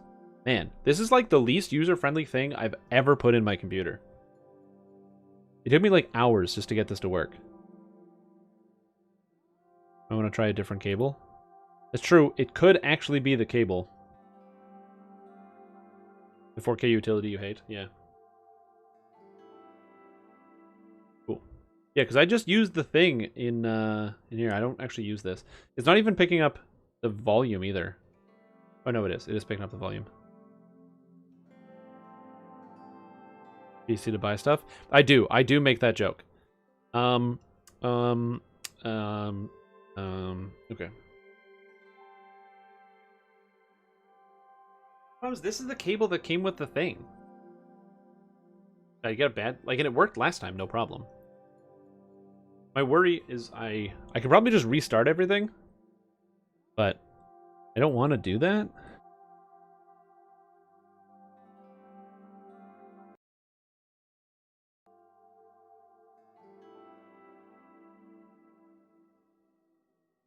Like, just don't understand why this isn't functioning right now.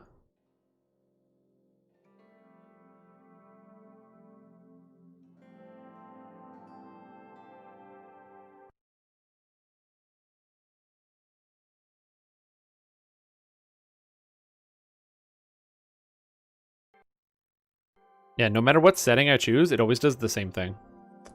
Interesting, interesting, interesting, interesting.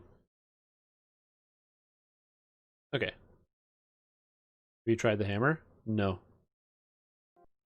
I'm gonna try the classic. I'm just gonna restart this real quick. I will be back in just 1 second. I find this very irritating because this kills the momentum on the live stream, but I don't know what else to do. Because you said may not be available in the 4K. Might need Game Capture HD. Is that like a new program? Game Capture HD.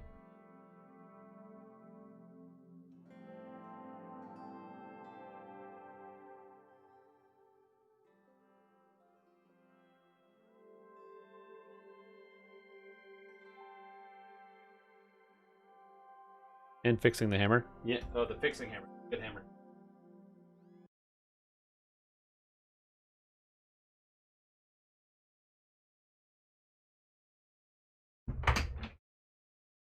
that sound? Anyway.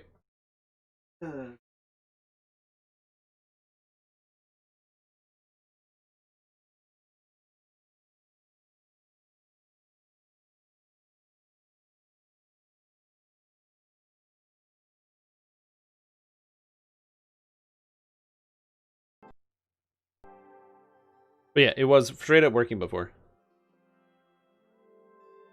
Yeah, it just says no signal. Like, only half of it is getting a signal, which I find so perplexing and so weird. Alright, well, I'm going to try restarting this and see what happens. I'll be back in just a minute.